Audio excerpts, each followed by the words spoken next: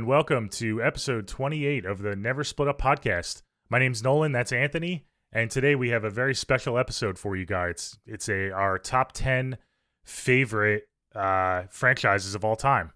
So this is a big one. I was very stressed with this list. Anthony, how did this list come out for you? Were you just as stressed? I don't know why we keep doing these lists, because every time it kills me. I can't do this. I can't sleep over these lists. I'm like, I left this off, I did this, I did that. It's so hard because, obviously horror movies are our passion, and, these mean a lot to me. So it just kills me that I left a couple franchises off my list, but we'll do other lists in the future.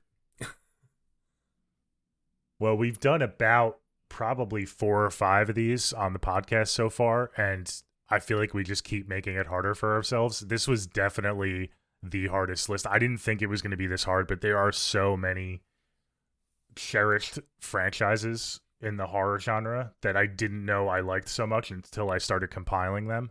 I was thinking this was going to be fairly easy, but even my top 10, I was doing a lot of shuffling over the weekend, and I'm still not 100% confident, but I have a list. We'll see how this goes. This is a big one, and this means a lot because it's the entire franchise. It's not just one particular character or one aspect of a franchise. This is our top 10 favorite franchises. So it sounds like we both took this very seriously, and we have maybe a little bit of anxiety about it, but I do love doing these lists with you. When it's all said and done, I think we have good discussions, and I loved seeing how different each of our lists are, so that's going to be fun. Before we get into it, though, I wanted to give a quick shout out and thank all of our listeners and people who watched on YouTube. Our last episode, Sleepaway Camp, got some pretty good numbers, and we got some comments for that video. And so thanks to everyone who commented on YouTube and who listened on the audio only and watched on YouTube. Sleepaway Camp, 80s horror. It's definitely a sweet spot for us. It feels like it. Those episodes always do very well for us. And you wanted to give a quick shout out. We had a new review on Apple. Yes, so we have a follower, Robert. He follows us on Instagram. He shares our episodes every week, and he gave us a nice review on our Apple podcast. I just want to read it. He said, "Highly enjoyable podcast. Nolan and Anthony do a great job keeping it positive, even when the film may not work for them. Their love for the genre is very evident. I look forward to future episodes. Highly recommend." Exactly the kind of review, we want to hear. And thank him so much. He shares our episodes every week. And even if you guys have a review that's constructive criticism, we want to hear that too, because we always want to improve. And, if we keep getting, our decent numbers like Sleepaway Camp, we'll put the effort in to want to make the, episodes better. And we want to just keep growing and learning. So very excited. And thank you, Robert. Yeah, definitely. Thanks, Robert. And definitely with the constructive criticism. I mean, we're just 2 guys who are best friends who like talking about horror movies. We're by no means experts in the podcast field or anything. So we're just kind of learning as we go along. So definitely give us your critiques if you have them as well. But we love seeing those great reviews. So thanks so much. And again, thanks to everyone who listened and watched to Sleepaway Camp. But for now, we're going to get into our list. This is going to probably be a pretty big episode. So why don't we get into it right away? Before we start, we will announce the winner of the Never Split Up poll from Sleepaway Camp, which I'm pretty salty about. But Anthony won. It was close. It was close. Yeah, you can go over that real quick and tell everyone, just give them a recap of the poll. Yeah, so last week's episode, Sleepaway Camp, I chose, Angela didn't kill the molester pedophile Artie. She just, let him bubble up with the hot water, boiling water. And Nolan chose, what's his name, Gene? Gene, he split up with the little kids instead of staying with everybody. It led to the little kids dying. And I won out by 1 vote. So I don't understand how you won. I mean, you can't let these pedophiles live, man. You can't let them live. But I know. I thought for sure my moment with letting innocent little kids die would have been kind of a no-brainer, but Anthony won fair and square. And Just a I've been quick through recap. I feel like I Santander. haven't. Yeah, but just a quick review of what the never split up moment is, because I feel like I haven't talked about this in a while. For all the new listeners, basically our podcast is called Never Split Up Podcast. It's the trope on, especially the slasher genre, where characters split up in the middle of a movie and you're yelling at your TV like, don't split up, because it usually means they die. At the end of each movie review, we do a never split up moment that we each pick, which we just think is a dumb moment in the movie. It doesn't have to be people actually splitting up, as you can, hear. Anthony picked a dumb moment of Angela not killing the cook. But afterwards, we do a poll on our socials, and this is why we want you guys to follow our social media as well, because you can engage with us, and we have people vote for who they agree with more, who they think was a dumber moment in the movie, and it's just a fun way to get people involved, and then whoever wins the poll gets a little, I guess you can call it, advantage in the next episode, and it's just a fun way to kind of keep people engaged. So that's our never split up moment. We won't have one for this episode because it's not an episode review, but we'll probably still post a poll. Like whose list do you agree with more or something like that. So Yep. definitely look out for that and follow us on social media. But I think that's the end of the announcements. Do you have anything else, Anthony? No, yeah, just if you guys could, I know it's annoying, but if you could subscribe, it does help and it shows, growth. And we got a couple comments last week that we started popping up on a couple of people's recommendations on YouTube. So the more you subscribe and maybe like the videos and comment, the YouTube might, see that algorithm, might be able to get recommended to more people so we can keep growing and, have a big party and audience and talk with you all more. So yeah, I mean, the typical shit. If you could, like and subscribe, follow our social media and share as much as you can, that would help out a lot. Appreciate it. And let us know your never split up moments. If it's something different, comment that. I think the reason why Nolan may have not won is because I didn't choose a split up moment. I did something different. So maybe if we both chose a split up, you might have had the edge on that, because that was a pretty fucked up split up moment. Yeah. But yeah, so I won, but so I'm gonna actually go first, because if you guys have, our loyal listeners, if you have been listening and watching, it's gonna be no surprise what my number one is. So I figured, leave the suspense to Nolan for his number one, and I'll just go first for this list. Okay, great. So you're going to go first. I know you have one or two disclaimers. We want to go over kind of the criteria that we used, because we had to implement some criteria and stick to it, because without it, it would have been almost impossible to do a top 10, at least for me. So do you want to go over that real quick? Yes. So over the weekend, you actually texted me. You said, "Hey, Aunt, what about what about Jurassic Park?" And I told you, I said, "You do what you want," but for me, the original Jurassic Park trilogy, the Spielberg trilogy, that was horror with action elements, but this new trilogy, the Chris Pratt trilogy, it's more action with horror elements. So I said I'm doing straight up, no question about it, horror. So unfortunately, Jurassic Park's not on my list. So I just really focused on straight up, no question about it. This is the horror genre, whatever subgenre, it's horror, no question about it. No one's gonna be like, is that really horror? Or is that action? Or is it, whatever. So it's for me, it's 1000% horror, and we talked about it. The franchise has to at least have 3 movies. But when I was doing my list, I took it a step further. Like, it has to have more than 3 movies if it's on my list. It just has to. So yeah, so it had, Mhm. it can't just have one sequel, because if that happened, then I would be in a really shitty position. So it has to have, to Yeah. me, it has to have like 4 movies or more, more than a trilogy, and you have to be like 100% horror. That's it. Mm-hmm.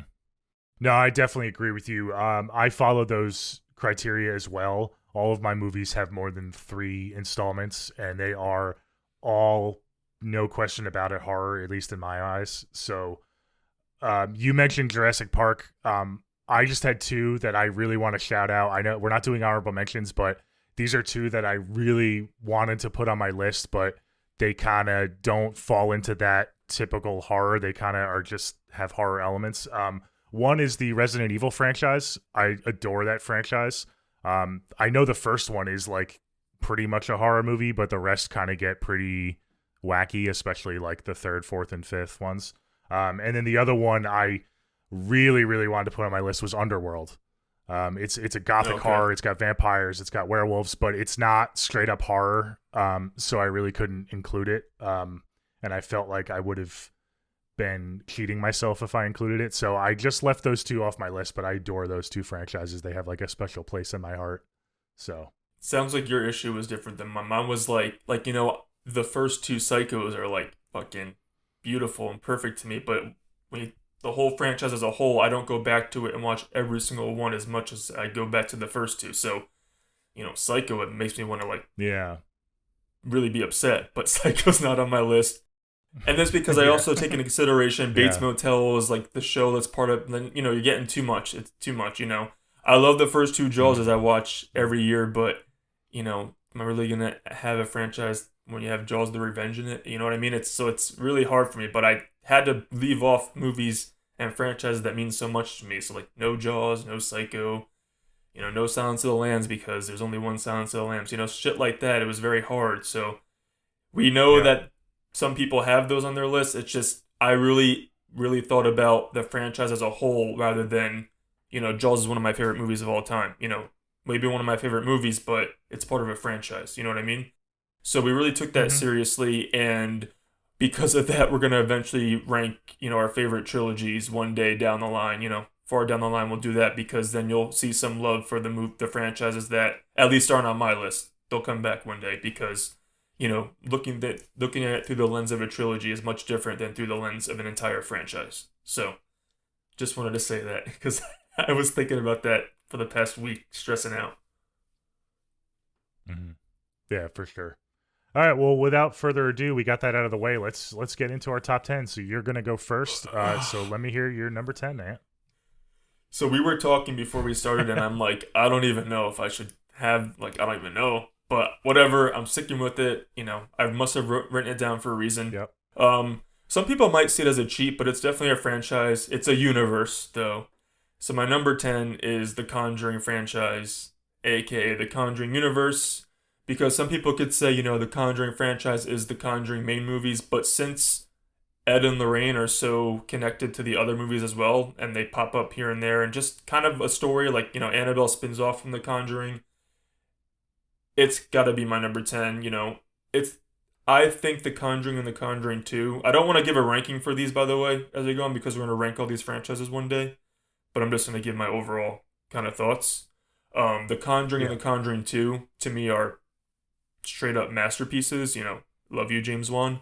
The Conjuring, The Devil Made Me Do It is one of my lower tier Conjuring movies, but even my least favorite Conjuring movie, which again I'm not gonna say because we're gonna do a ranking, my least favorite Conjuring movie is still a watchable Friday night, pop in a pizza jump scare movie. You know what I mean? I don't hate any of these movies, and so they're all at least well made, even if some of the ones that are on the bottom are like, I could do with or without, but I still don't hate them. They're very watchable.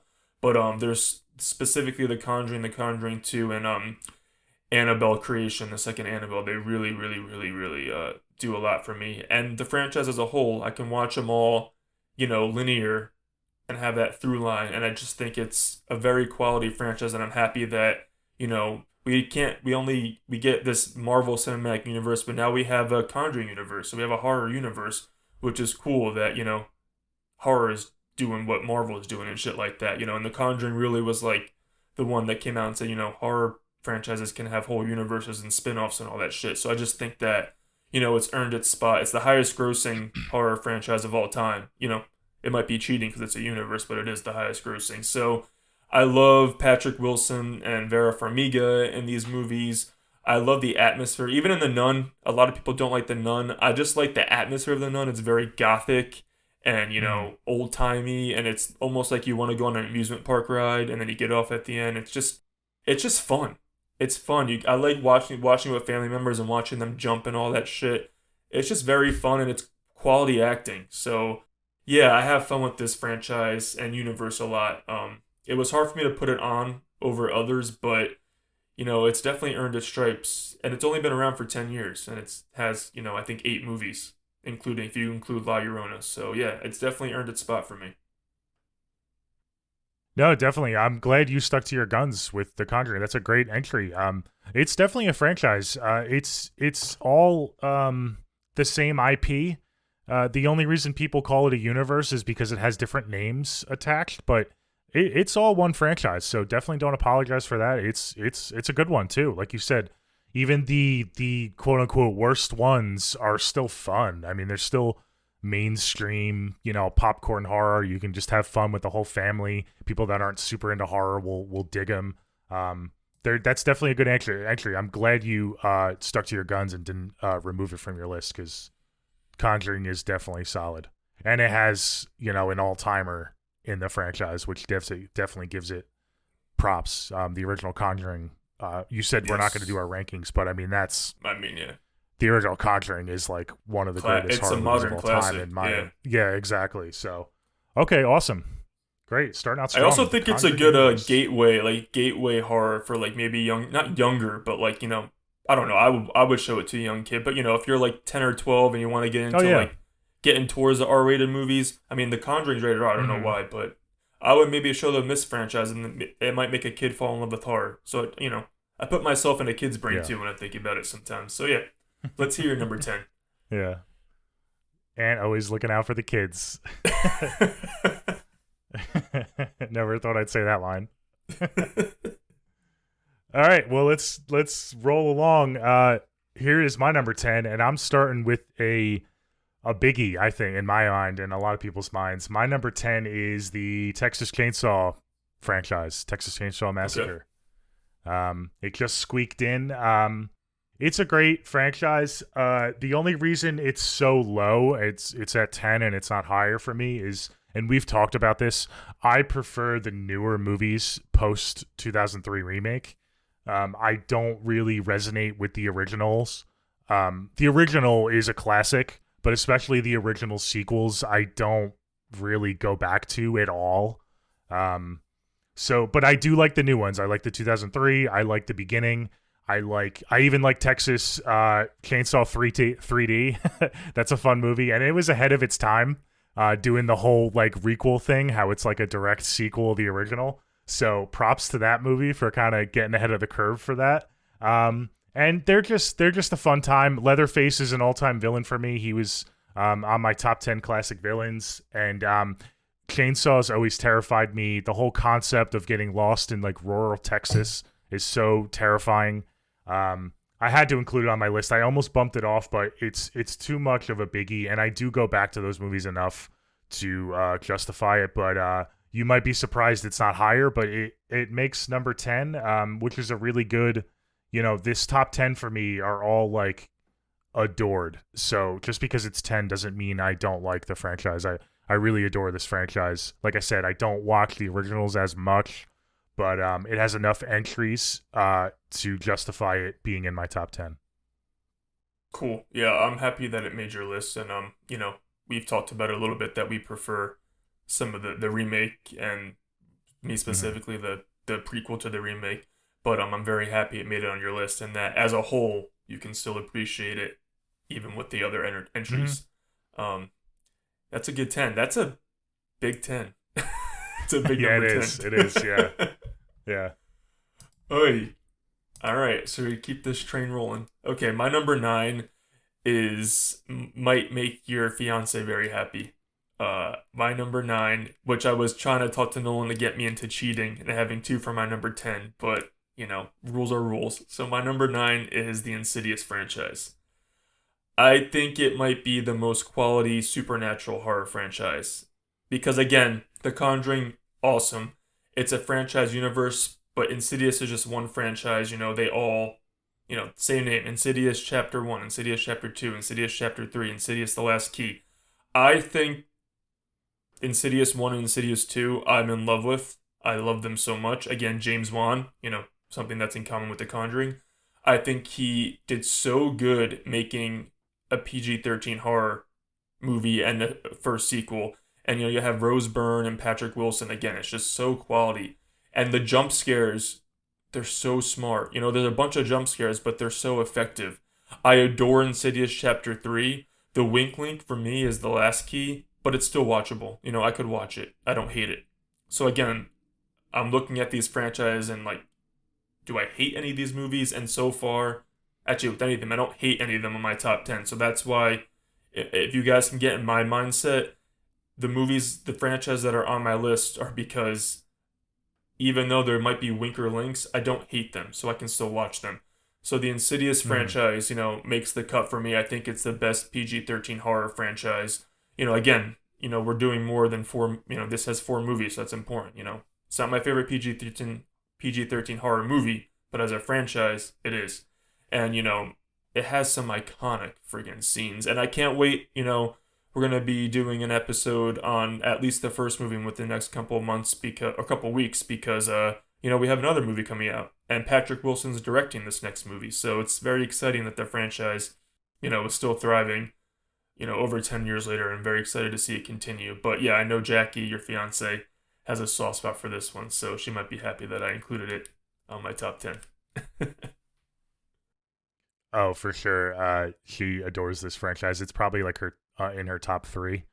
But spoiler alert, I don't have this on my top 10, and I'm just saying this just because I want to talk about it real quick, and I don't want to just kind of fly over it. It didn't crack it. It was close, but it didn't quite crack it. The only comment I would say as to why it's not in my top 10, I do agree with pretty much most of what you said. It's very consistent, and there really isn't like a bad movie.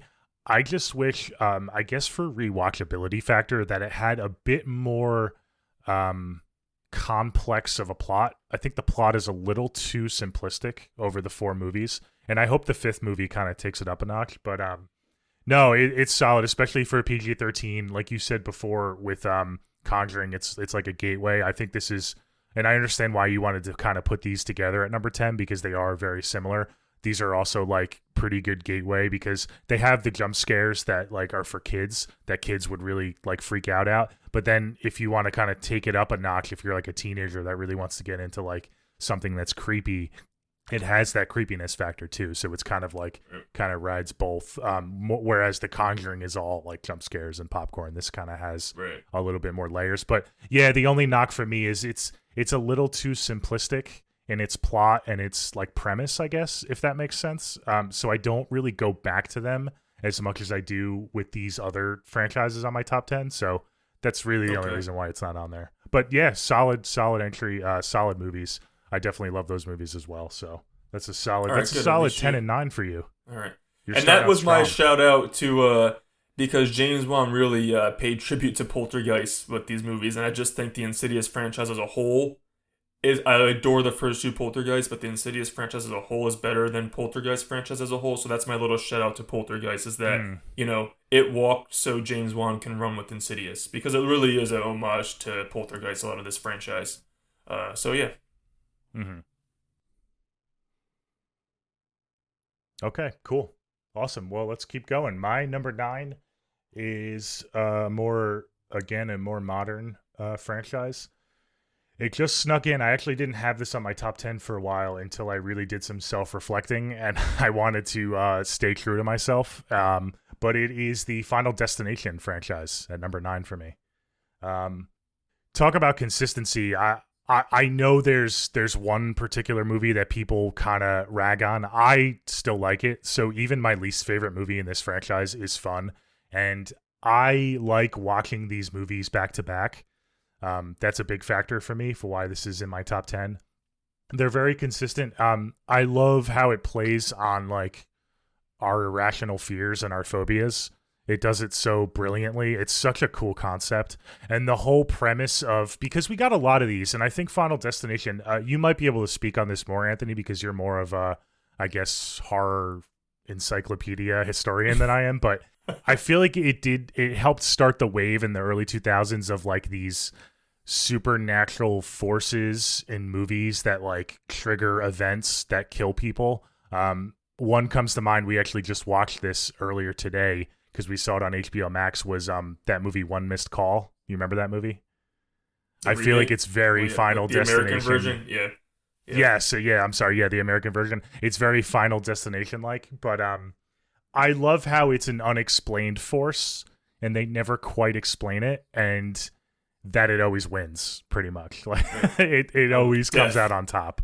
Death comes for all exactly. of us. Yeah, they call it death, but it's really like you don't know. Like, is it like Right. the harbinger of death, or is it just like the world writing itself? Like you're not sure. They always try to crack the code, and then they always end up thinking they cracked the code at the end, and then you find out now, like it's still it's still a force to be reckoned with. So yeah, I love Final Destination.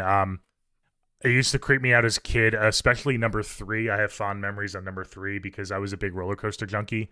And then seeing that movie for the first time, like, kind of like freaked me out a little bit because I used to go on roller coasters all the time. I was like, oh, maybe I shouldn't go on them so much. But yeah, they're a lot of fun. I like them so much. They're just, yeah, you can't go wrong with Final Destination, especially like during a sleepover or something. Talk about Gateway. I watched this, and this is, I feel like, one of the franchises that helped me like fall in love with horror because we used to watch these when we slept over your house, Anthony, and you and all of my friends, we would watch them and have fun. So yeah, great movies. If you haven't checked out the whole franchise, I recommend you guys do. They're all fun, and again, they kind of play on your irrational fears that we all have, and there's a little bit something for everybody in every phobia. So Awesome. I love what you said about you're watching One Missed Call and be like, oh, that's very Final Destination. I feel like a lot of people do that when they see certain scenes in movies. They're like, oh, that's very Final Destination-esque. That's when you know a franchise is iconic. When people are calling back to it yes. when they're watching other movies. Mm-hmm. And I still, when I'm driving, if I see a log truck in front of me, I can immediately move over. Immediately. Yeah. Like, these movies had an Yeah. impact on me. I stress out on a plane, all this Yeah. shit. Final Destination, like, it's supernatural, but, like, that shit's not messing around, because some of these things could happen. It's Mm-hmm. it's an awesome franchise, man. It's so awesome. Whenever Yeah, I'm with my you bring up a family, good yeah. point. Sorry. No, no, Yeah, no. you bring I up a was gonna good say point whenever I'm though. with Like my family it's that they always say when something happens like, oh my god, that's like Final Destination. So like it's in all of our heads yeah. subconsciously, this franchise. You said it perfectly. It's cultural impact. Even people that I feel like aren't big horror movie fans, if something happens in real life, you can say, "Oh wow, that's like Final Destination," and they'll know Yeah. what you're talking about. That's how big of an Yep. impact that franchise has. And they're Exactly. really fun to go back to too. They're very rewatchable, at least in my mind. So And we're gonna be getting a new one, within the next year or two. They're gonna make a yes, sixth one. So yes. Hmm. okay, you are starting off strong too. So I like the variety. We haven't overlapped yet, so this is pretty Yeah. cool. So we're on number 8 already. Okay, so my number 8 is going to be the Evil Dead franchise. Another franchise that does not have a bad installment. It's super consistent. The first one is so nitty gritty. What Sam Raimi does with no budget, it's so awesome. I have a soft spot for the first one. The second one, it's almost like a remake of the first one, but he has a bigger budget, and it's like the campiness galore, like no holds barred. You have Bruce Campbell doing his thing. It's such a blast. Army of Darkness, again, I think what makes it so special is as the original trilogy, each movie takes a completely different route with like what kind of vibe it is, and you cannot. I mean, Army of Darkness does not get. You can't get more wacky than that movie. I adore it. I adore the original trilogy. I mean, again, we're gonna rank these franchises, but I'm just gonna get out of the way. My favorite movie of the franchise is the 2013 reboot. It's not technically a remake because Bruce Campbell makes a cameo at the end, but whatever. It's my favorite in the franchise, and that movie, the first time I saw it, I was like, holy fucking shit. This movie is madness, and I love it. And oh, it's so good and so bloody. It really holds up. Like, I know it's one of the most consistent franchises if you guys like look it up online, but that 2013 one really, really, really does a lot for this franchise for me. And I really adored the new one that came out this year. I know, Nolan, you didn't see it yet, so I don't want to talk about it too much, but I did tweet out a little ranking for now, but it's an awesome good time, this new one too. I think the new one blends Sam Raimi with the Fede Alvarez 2013 movie really well. It does a little bit of both, and it blends it really well. But again, there's no bad movie. I know it's cheating, but I watched Ash vs. Evil Dead, the show. So technically that is part of the franchise, and that's a blast too. You get to see Bruce Campbell back doing his thing. Yeah, I just really, really, really, really love the Deadites and these movies, and it's just fun to watch the Deadites cause havoc and just ruin people's lives. It's so much fun. It's iconic. The Book of the Dead is iconic. I really, really, really, really, really love this franchise, and if it's any indication of the box office for the newest one, this franchise is here to stay. So I'm very excited to see it continue and thrive.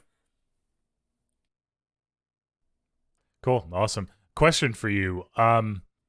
You said your favorite is the 2013 installment. Did you grow up with this franchise, or was that the first one that you saw? Was the Oh no, the first 2013, one I or saw had you was seen? the original like the 81 or whatever. Yeah. I mean, it wasn't as in like I didn't grow up with it like I did, Halloween and Friday the 13th, but I sought it out by myself after I really got into it. But I was still young. I wasn't like, it wasn't like 5 years ago. It was when Mhm. I was in my teenage. I was probably a Yeah. teenager when I saw, the original trilogy. Cool. Okay. And that's your number 8. That's another Yes. strong. I mean, we're starting out really strong. Like some all-timers that are on like people's top 5s we're starting off with already. So, we might ruffle some feathers. Again, spoiler warning, this isn't on my list. I haven't seen the new one, so just off that, I don't feel right adding a franchise that I haven't seen all the installments. I don't. I think I've seen Army of Darkness, but I don't even remember that movie. I have to watch it again. So this franchise never really. I do like the 2013 one a lot. I remember seeing it in theaters. We might have saw it together because that was when we were I going think to so, see yeah. movies a lot Yeah. together around 2013. But yeah, I haven't really. I'm not really too familiar with the entire franchise as a whole, and I haven't seen the new one. So just by default, I can't really add that to my top 10. So that's not going to be on mine. But definitely a strong entry. That's a lot of people's talk about consistency. Like you said, a lot of people have that up there as their most consistent franchise. So for sure. Yeah. I mean, Okay. these all have to be all timers on our top 10 because there's so. You know what I realized doing this list? I Yeah. think the horror genre might have the most franchises as a whole. If you bleed in the Yeah. I mean, comedy and action has a action, lot. There's a lot but of I don't. action. Yeah.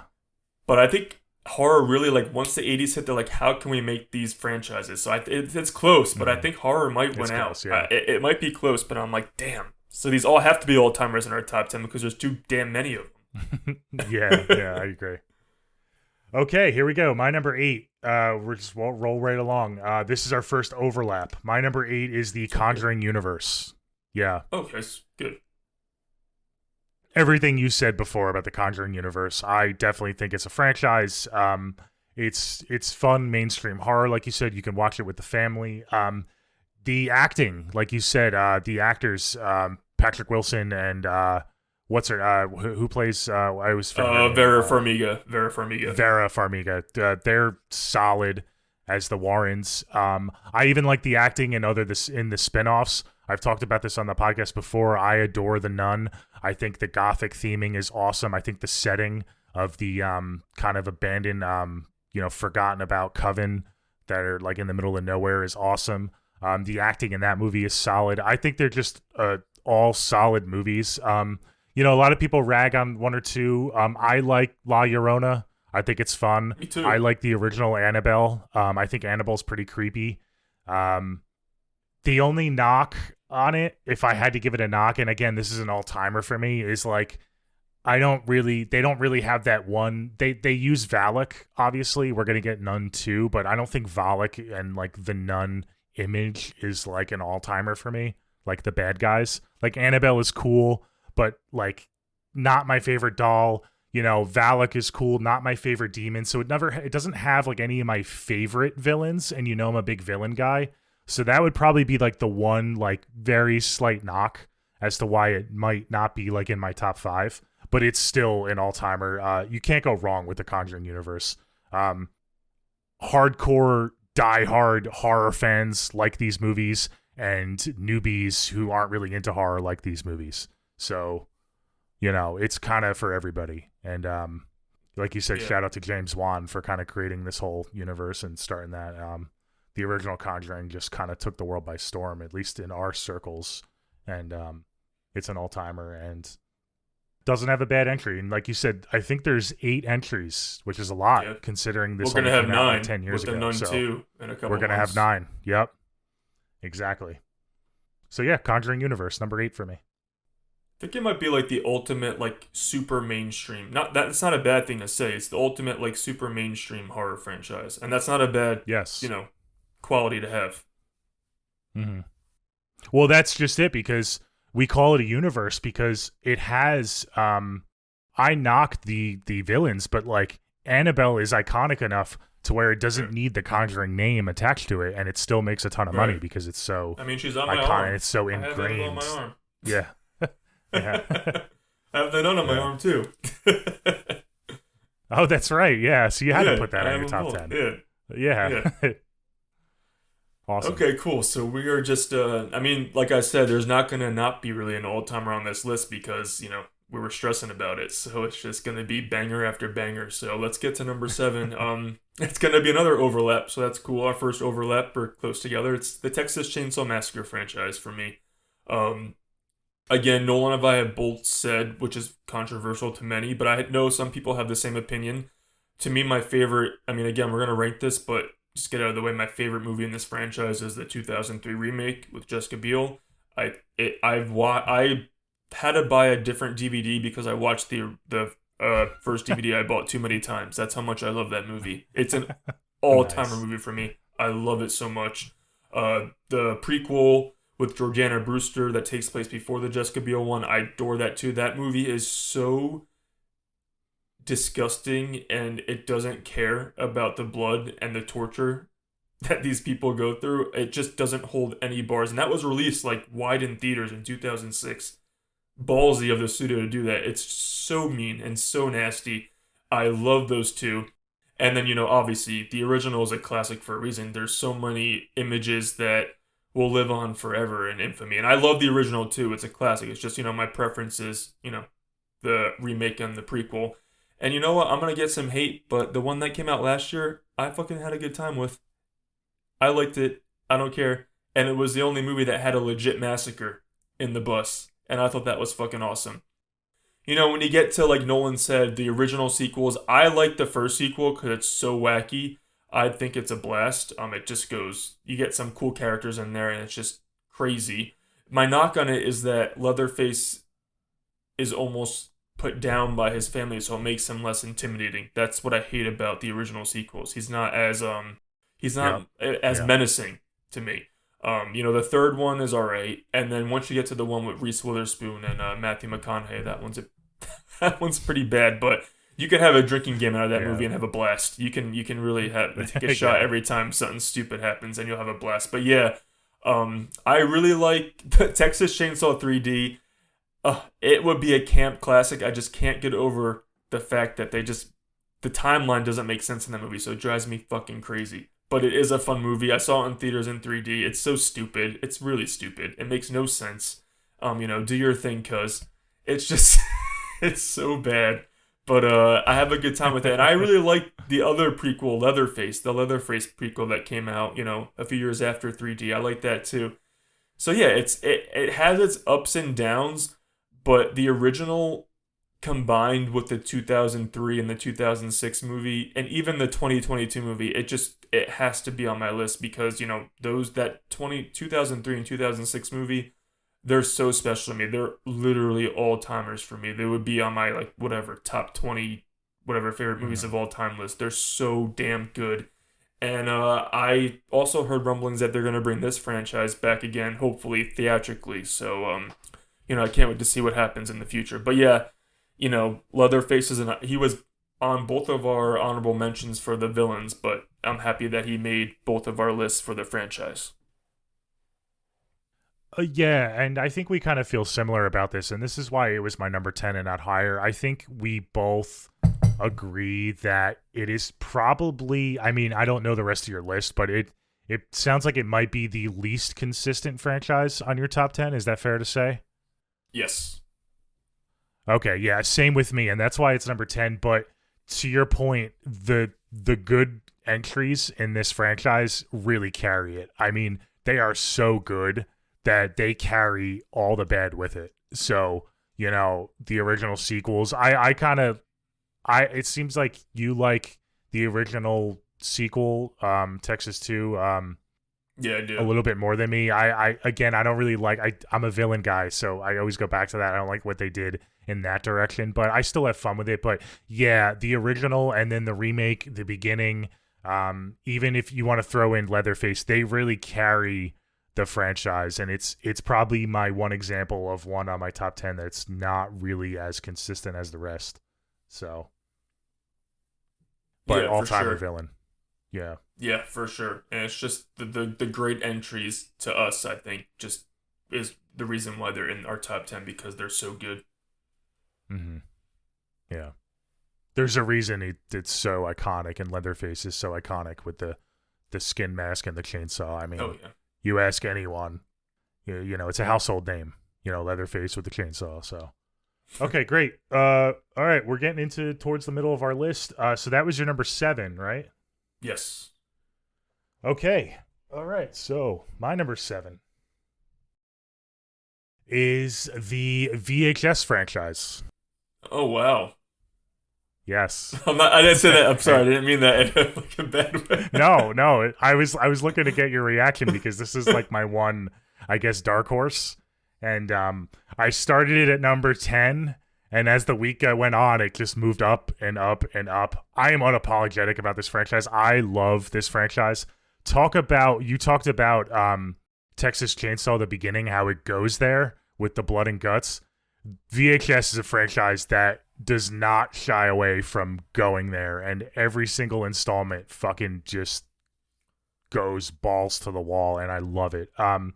It's really fun. It's like, you know, if you're not familiar with the VHS franchise, guys, because it is kind of a smaller, you know, it's not an all timer like big budget franchise. It's basically an anthology series. So each installment has three or four. I think one only has three, but three or four different like short stories that have nothing really to do with each other, and they're all directed by different directors, like in the horror genre. So I love that aspect. I love how it gets directors to just kind of let their imaginations run wild. I feel like they just kind of just go for it. Like I said, it feels very like campfire stories. These like a lot of them are very silly, but they're like just like fun little like campfire stories. And again, they're all short stories. There's definitely like strengths and weaknesses, but it's kind of I adore all. There's 5 now. There's going to be a 6th one, which I'm really excited about because I know Scott Derrickson is going to be a director in one of the short stories, so that's going to be awesome. Love Scott Derrickson, but there's 5 entries and I like them all. I know the third one, Viral, kind of gets shit on the most, but I like it for what it is. I kind of appreciate how they kind of went like totally zany, so it's like there if you want to watch it, and if you want to watch the more creepy entries, you can kind of go back to those. But I love the first one. The second one has some of my favorite stories, and then shout out to VHS 1994, the 4th franchise. That might be my favorite in the entire franchise. It is super creepy. And then even 99 is good too. It has some creepy story as well. It has the one coffin short story that really plays on my claustrophobia. So that one's cool. But yeah, talk about a franchise that's not afraid to like go there. And one of my biggest pet peeves with horror movies is when they introduce a villain or a bad guy and you're dying to like see what it looks like or see like how it operates, and the movie kind of never shows you. VHS doesn't do that. It always delivers the goods, whether it's like campy and cheesy and bad, or it kind of nails it. Either way, it always delivers, and I appreciate that. And I really have a lot of fun with these movies. I go back to them a lot. It worked its way up to number 7. I really adore this franchise, and I'm curious to hear your thoughts on it. Okay, awesome. I didn't even think about this franchise, but I absolutely love VHS. VHS 2 is my favorite one out of the entire franchise. It's so fucking good. VHS 2, specifically Mm-hmm. Safe Haven. I'm like, whoa, that segment. I'm just like, Yes, what the yes. fuck is happening on my screen right now? It's so good. But yeah, so VHS 2 to me is like almost, it's like perfect. And then I would go after that VHS 94 I really like. And then I like that you brought up the one from 99, the coffin, because that had me like freaking out, that coffin one from 99. But yeah, I think VHS 2, 94, and then I would go the first VHS, and then 99. Viral, pretty bad. But I'm happy that it's on your list because this is not going to be on many people's top 10 franchise lists, and the franchise going to continue, so it maybe could get better for me, but I really, really, really have a soft spot for VHS 2, and I'm just happy that this kind of anthology style exists because, like you said, we have cool horror filmmakers get to like show their creative swings in this kind of lower budget, scenario, and we get to see all the creativity come to life, and it's a bunch of different segments, so the previous segment is so different from the next one, so you get to have a bunch of different kind of horror in the same movie. So very cool, very cool. I'm excited to see where the franchise goes. But yeah, for me, VHS 2 is just like, that's a great anthology movie. Great found footage anthology. Yeah, no, I definitely agree. Safe Haven is probably my favorite short story out of all the shorts. I always recommend VHS 2 to people who haven't seen it just for that one alone. Safe Haven is creepy. I cult stuff really creeps me out, especially like demonic cult stuff that strikes a nerve with me for some reason. I don't know why, but just to defend, not that I have to defend it, but like the original VHS is an all timer for me too because it was so different and creepy. I didn't know what I was getting myself into. I was told to watch it just like out of the blue, and even like the story in between the stories, like the overarching story with the kids going through the house and finding the VHS tapes, it struck a chord with me, and it was very creepy. And I know Viral kind of strayed from that, and that's my biggest gripe with Viral is like the story in between the stories made no fucking sense and it had nothing to do with VHS tapes. So that was kind of weird. But the actual stories in Viral, I didn't mind. Like, they definitely weren't scary and creepy, but, it was something different. Like the one with the skateboarders fighting off the skeletons. Right. Like, that was fun, Like, it was like a fun little, bloodbath. And, it's like more of like an action sequence. But, yeah, I have fun with them all. And you can kind of pick and choose what stories you like out of each movie. And you can go back and watch those. So... and like you said, with all the different directors, it's kind of something for everyone. And you can really kind of see what these directors do with such a limited budget and how they can kind of incorporate their ideas into like a short story. I love the short story format in general.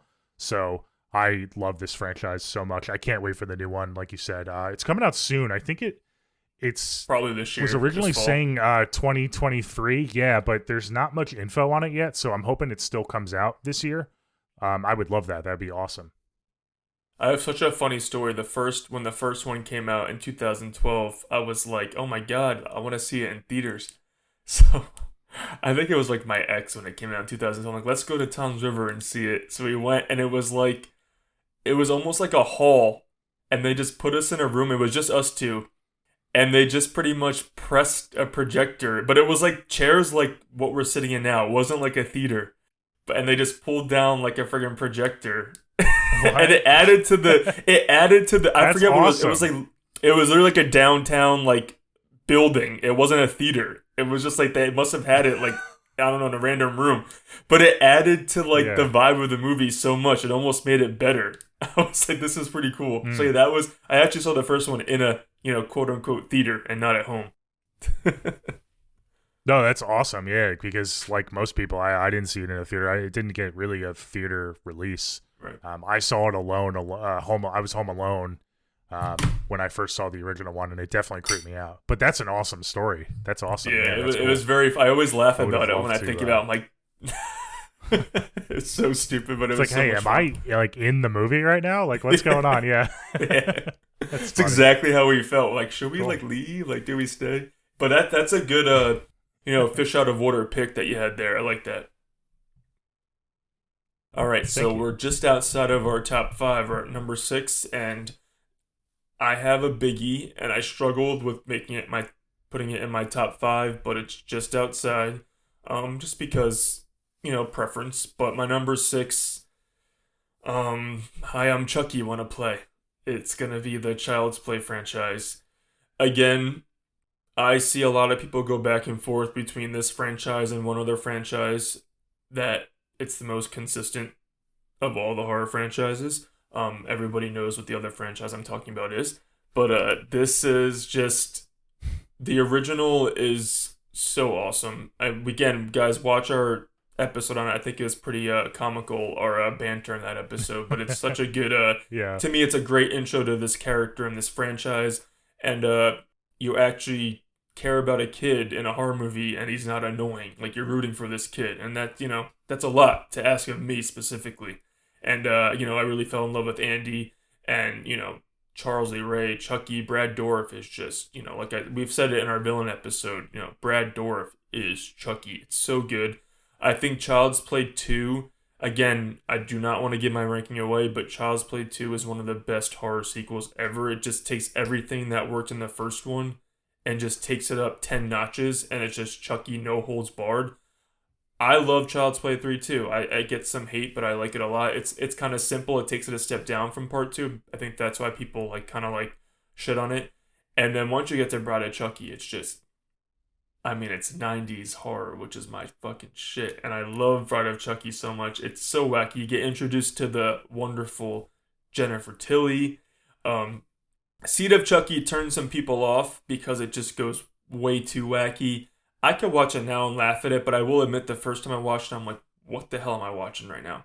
But, I could watch it now and have a good time with it. And I think that, people really are very sensitive about it because I think it's so special to them. But the remake, the reboot with Mark Hamill voicing the doll and Aubrey Plaza, it's not bad. You just have to look at it as it's separate from the main timeline. They're just trying to reboot it. It's still a well-made movie. I just think people are so passionate about Brad Dourif and that original Chucky look that people just automatically hate on it. But I don't think it's a bad movie by any means. And then again, it's kind of cheating, but the original continuity is still thriving right now with the Chucky TV series. I know it's not a movie, but the TV series right now, specifically season 1 to me, I thought was awesome. I had my problems with season 2, but it's not bad. But so yeah, you'll go on a lot of lists and go on Twitter and people will say that Child's Play is one of the great consistent franchises in horror, and I can't argue that. And I love, love, love Chucky, some of the best one-liners in horror of all time. I cannot wait to see where this franchise continues to go, and I'm so happy that it's in the same continuity because I'm a freak like that. So yeah, you guys know I love Chucky from the first for our Child's Play episode, but yeah, I just really love this franchise. It's very special to me. It's the best killer doll, in my opinion. He's the best killer doll. He's the GOAT. So, Child's Play Chucky. Yeah, guys, definitely go check out our Child's Play episode. I think that was one of the most fun episodes we did for our one of our reviews because we have such different opinions. And if you did watch that episode, you'll know that I didn't have the pleasure of growing up with these movies. I knew, of course, everyone knew who Chucky the doll was, growing up. I just never, for some reason, I never got into the franchise. So I really don't have that nostalgia. I do like the 90s entries with Tiffany Valentine. She's awesome. They're cheesy. I remember those being on the TV more than the originals in the 80s. So I feel like I saw those, Bride of Chucky and Seed of Chucky, a little bit more because it was on TV. So I do like those entries. I like the remake. It's a solid franchise. For me, Chucky overshadows the franchise. He's definitely a larger than life villain, and I did mention him, I think, in my honorable mentions for classic villains. This isn't on my list. It's not an all-timer for me, but Chucky is definitely up there for one of the legendary GOATs. You said he's your favorite doll. There wouldn't be a killer doll segment without Chucky, so he is definitely iconic. Everyone knows who Chucky is, you ask anybody, you can ask a random 55-year-old grown man on the street and he'll be like, oh yeah, my the scariest person, I hate those Chucky dolls, everyone's afraid of Chucky, right. Even though it's just a little doll. That's the cultural impact it had on people. So yeah, that's a fine entry. I was curious to see how high up it was going to be, so yeah, it didn't quite crack your top 5. Okay. Right. And I forgot to mention, I think it's so important. The animatronics, they're so good. They're awards worthy, what they do with him. So I don't think that these horror, because it's horror, it's just so creative. And, if you watch the special features on some of these Child's Play movies, what they have to do to get him to move, I could not imagine just turning that into a movie. So again, I just don't think this franchise gets enough credit for how creative it is, because you have to write and set up these kill set pieces knowing that it's a little doll doing it. So you got to really like plan out these kill set pieces. So it's just, I don't think that people think about what goes into making these movies sometimes. So yeah, it's awesome, man. It's awesome. Okay, cool. Okay, moving on. My number 6. You had a biggie for 6. I have an all-timer biggie for a lot of people at number 6, and especially for you, Anthony. My number 6 is the Scream franchise. And I always can't wait for your reaction when I talk about Scream. It never fails.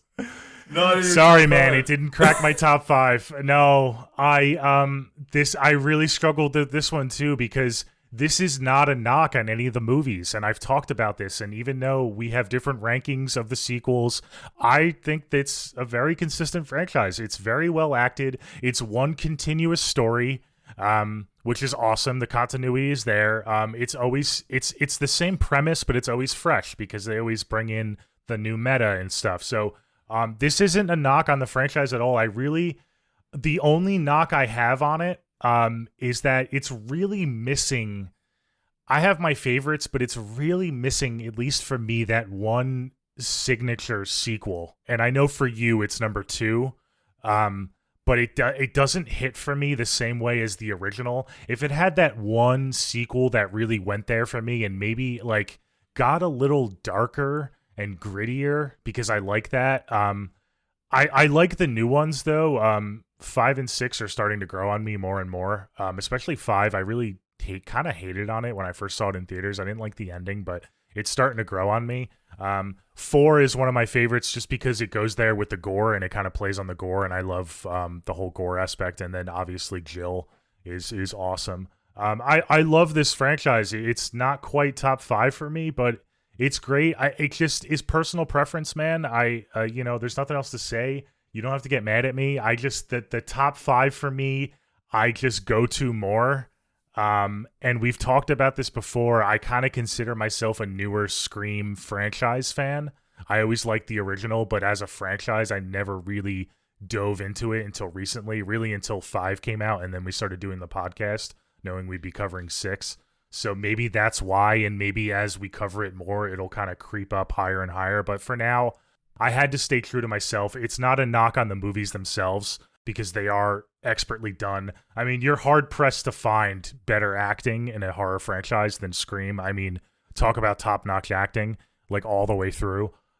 They're really solid movies. I mean, props to Wes Craven. I mean, really, this is like, the fact that he kind of ended his career making these Scream movies is really like awesome, because especially the sequels, 3 and especially 4, are kind of getting more popular as time goes on, and it's kind of helping Wes's legacy. Not that he needed help, but I know when they first came out, people were like, Scream 4, he's kind of doing this before he died. Like, it's kind of not the best, but I feel like over time people are liking it more and more. And yeah, it's a great movie. It's just personal preference. Don't stab me through the screen. Don't kill me. Don't put on your ghost face mask behind you. But it's right there. Yeah, Scream number 6. Yeah. Okay. Guys, we've covered the original Scream, and we've done a Scream franchise ranking, which has to be reevaluated because it has changed definitely for me. And we have to, and we also did a Scream Ghostface Killer ranking. So we've done some Scream content. Scream 2 is going to be the next episode we do, and that's going to be a heated episode, a big episode. So just make sure you guys check out our previous Scream episodes. I had a lot. I mean, I'm very passionate about that franchise. So make sure you check them out. And again, we're going to have to do a revisited for the ranking when the Scream 7 comes out. I know everyone's freaking out. They didn't announce it yet, but don't worry, it's coming. We'll do another ranking when the new one comes out. But I just want to comment on, we've been talking about this, how you said that these newer movies with the franchise coming back really made you like a Scream fan, like a Scream fan. So Mhm. without these new Mhm. movies, I don't even know if this franchise would have been in your top 10 franchise ranking. Um, it's tough to say because it's the new movies as well as me kind of revisiting the first four because of this podcast. Right. So it's kind of a multitude of factors. But no, I would say before, because we obviously started this podcast after Scream 5. If Scream 5 Right. never happened, and we just had the four, unless I like did like binges on my own, no, it wouldn't have been in my top 10. So the I fact that it's just number yeah, 6 for me is really, I just want to bring up that for someone like you, like for me, it's like I grew up with this, and I'm a very OG trilogy. Like I just think it's cool that someone from a different perspective, who like these new movies came out, and that made you go back and reevaluate it. So it's kind of cool that we both approach this franchise in a different way. I grew up with it. You had to come back to it because you knew the franchise was coming back, and that made you fall. I mean, it's Mhm. number six. It's not your top five, but you still love it. It's in your top 10. So I think it's cool that Yes. people find this franchise in different ways, and I'm happy that you know again I love all these movies, but I'm happy that regardless of my feelings of the newer ones versus the older ones, that the newer ones really helped you do a reevaluation and come back and fall in love with this franchise, and now you're excited to see where it goes. So I mean, I'm happy these new movies exist because of things like that too. So that's awesome. Yeah, it's funny you bring that up. Now that I'm thinking about it, maybe I was like almost a closeted Scream fan because like number 5, we did our rankings. Number 5 is not like in my top 3. I really don't think of it as like one of the best movies, but when I saw 5 in theaters, I was pumped for 5. And seeing the ending, I didn't love the ending, but I didn't love it because I was like passionate about it. Like I really wanted him to stick the landing. So I think that's a testament to no, I really did like the franchise. I just never really sat with it and thought of it as like an all-time franchise with me. For me, I think part of it was I only had seen the sequels like maybe a couple times, and now that Okay. I've seen them over and over, it's kind of helping me. But yeah, it's not even like the newer ones are like my favorite. I was really just an OG Scream fan, and then seeing 5 really just kind of sparked it. Not because it's like my favorite in the franchise, but it made me reevaluate all the other movies. So props to the Right. filmmakers and what is it, Radio Silence, who made the new ones, who kind of turned me into a bigger fan than what I was for sure. Awesome. All right. Well, I mean, it should be in your top five, but I'm happy it's in your top 10.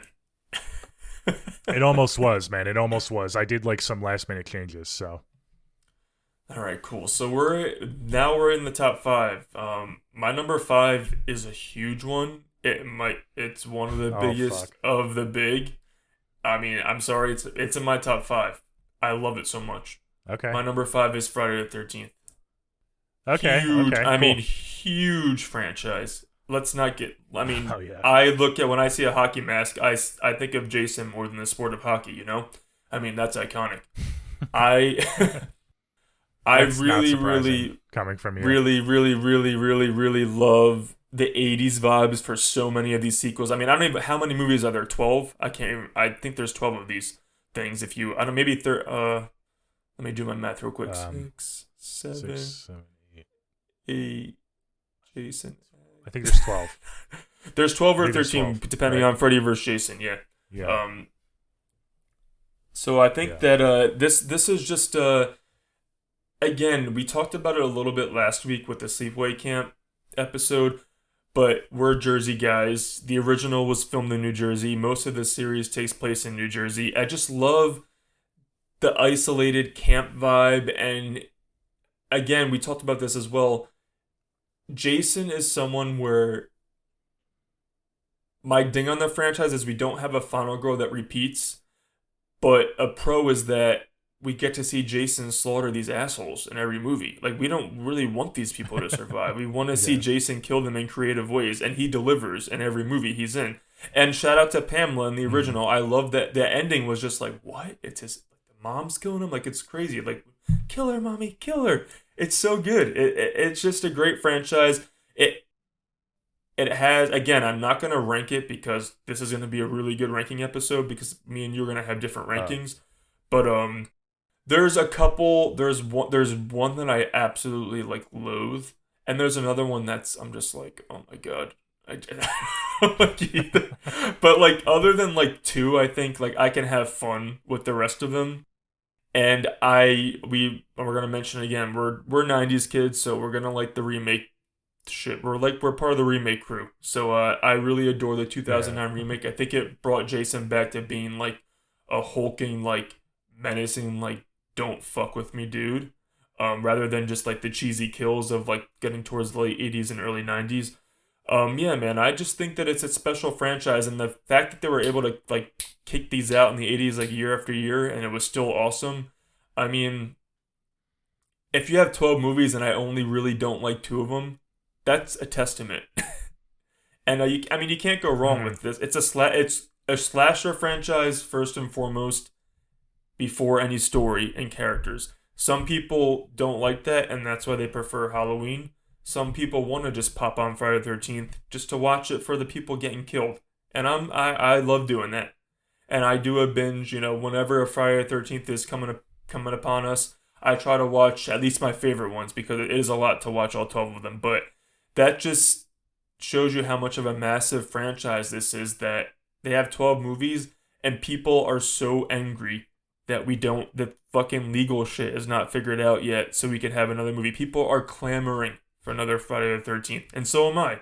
I cannot, I mean, Yep. no, we know we have the TV show coming up, I don't even know, Crystal Lake or whatever it's called, that's going to be coming up, but they're trying to figure out the rights for another movie. And when Jason comes back on the big screen, it's gonna break slasher box office records. I'm telling you, it's Jason Voorhees, man. And I do really adore this franchise.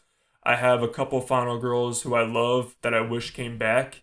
But yeah, it's just a fun slasher, creative kill, Jason wrecking havoc franchise, and I love it. I adore it. It's one of the greats. It's one of the all timers. If you ask people on the street, most people will say, yeah, Friday the 13th, Jason, he's awesome. We love him. So yeah, I can't wait till it comes back full force. It has a special place in my heart. I love Friday the 13th, so it's my number five. Wow, that's a doozy for your number five, starting out strong. Talk about an all timer. I just want to highlight one of the things you said, how kind of there is no like final girls that survive, but that's because he gets to just kill everybody. Jason Voorhees is front and center. I mean, he is the star of the show for Friday the 13th. And I think that's a testament to how awesome horror is and how much variety we get, because you can love that about Friday the 13th, and then you can also love a franchise like Scream because it has the protagonists and the final girls and the final guy throughout. You can love franchises for different reasons, and I think horror is awesome with that more than any other genre, really. I mean, you have like action movies. It's always like the big bad guy, the big bad guy's going against the hero, and the hero always survives. But horror, you really get that variety. So Friday the 13th, you don't get those final girls that make it 5, 6 movies like you do in Scream Right. and, Laurie Strode and stuff. But you get Jason, who's front and center, and it's all about Jason. And people love it just as much as those other franchises. And that's really a testament to really, I think, the horror genre and how kind of there's something for everyone. I think. I think people who say they love movies but they don't watch horror, it's like, well, you haven't watched enough of it, because there really is something for everyone. 100%. And yeah, Sean Cunningham and Victor Miller, figure your shit out because we want more Friday the 13th. Figure it out. I want it on the big They screen will. And I ASAP. think you're dead on about it breaking box office records, dude. When we get that first trailer and you see you hear the mama, dude, Oh, people yeah. are gonna go fucking nuts. It's gonna break trailer records, it's gonna break box office records, it's gonna be so fucking lit. So I can't wait. Yeah. Okay, here we go. I got past Scream, so all of these entries you're just gonna scoff at for me. So here we go. I kind of got past the bad ones, but my top five is I think starting out strong too with a newer kind of all timer franchise for me, and it's the Paranormal Activity franchise. My number five. I Wow. adore this franchise. Yeah, wow, indeed. I again, this was a tough one to rank because I don't go back to these movies as much as I do with other franchises, especially individual movies, because this franchise at its strength is its intertwined lore and its plot, about the demon and about the family and stuff, the different families and how they intertwine. Even the marked ones is like a spinoff, but it's still, the end of that movie is talk about intertwining with the originals and stuff. I mean, it's all one kind of big concept. So but what I do, and I know I've said this before, I don't do this a lot. You do it more than I do. I do binge this franchise more than maybe any other franchise. I'll just get a random urge to kind of just go back to the beginning and kind of watch all the Paranormal Activity movies because the plot is so cool and it's so intertwined and super creepy. I'll never forget just going through the movies. The first one is I guess you would call it an all-timer for me. I mean, it's really fucking good. And talk about theater experience. It's one of my favorite experiences in a theater, seeing that opening weekend.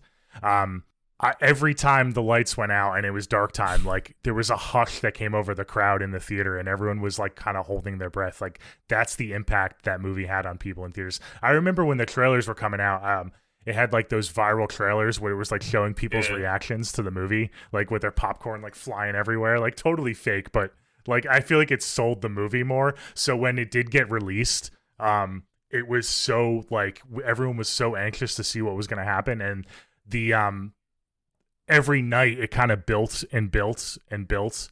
And, that first movie is so strong. And then I really love 2.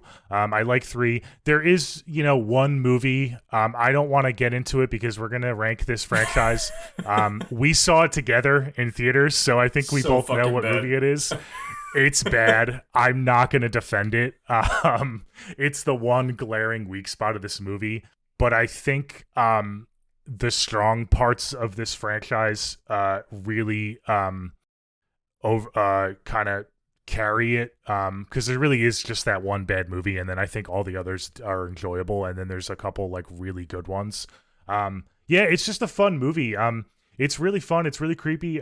It's a supernatural movie, but because it's the CCTV footage, it's very grounded, and it's very I don't want to say believable, but it's very like realistic, and it's very creepy in that sense. It almost feels like a home invasion movie in a way because it has that CCTV footage. So I like that aspect. Like I said, totally unique concept when the first one came out with the night vision and just kind of watching them sleep and stuff. Totally groundbreaking. I love this franchise. I'm really happy I put it in my top 5 now that I'm talking about it more. I was going to put it lower, but I go back to this one all the time. And even the newer one, Next of Kin, I think the ending fell flat, but I do like it. I think it was a swing and the miss overall, and I don't think it did very well, but I'm glad that it kind of got rebooted. I know they're talking about kind of rebooting the entire franchise. I wish they kind of continued with the other ones, but at least there's a glimmer of hope that we're going to get some new ones, even if it's like a soft reboot. So I'm eager to see those and see where this franchise takes us. Okay, I'm really happy that you have this one on your list because I don't. And it's only because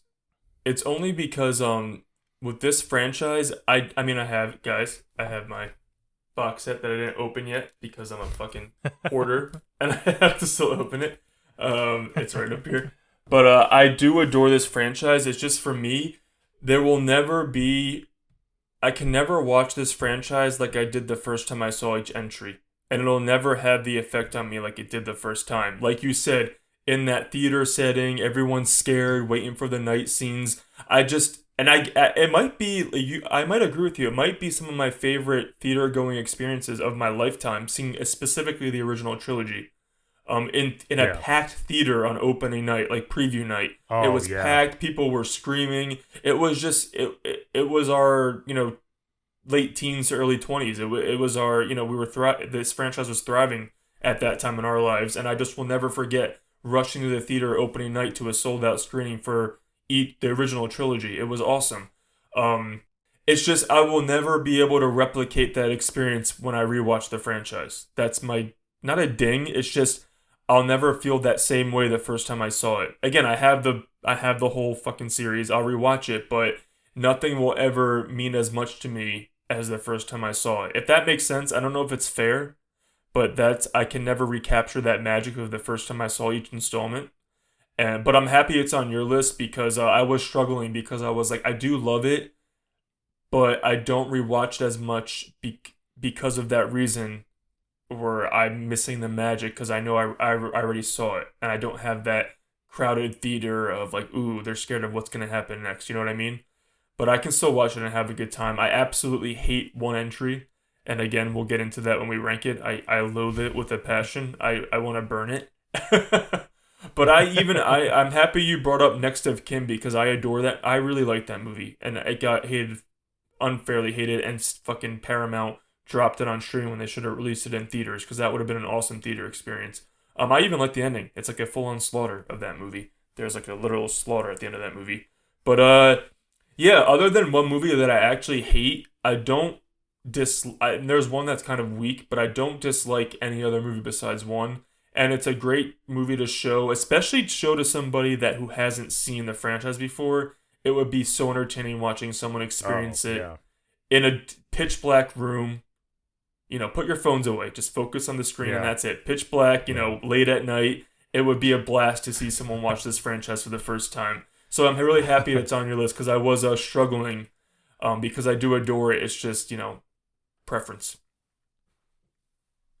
Yeah, if you find that person that's never seen it, invite me over because I want to see their reaction to that. Like, that sounds like a blast. Yeah.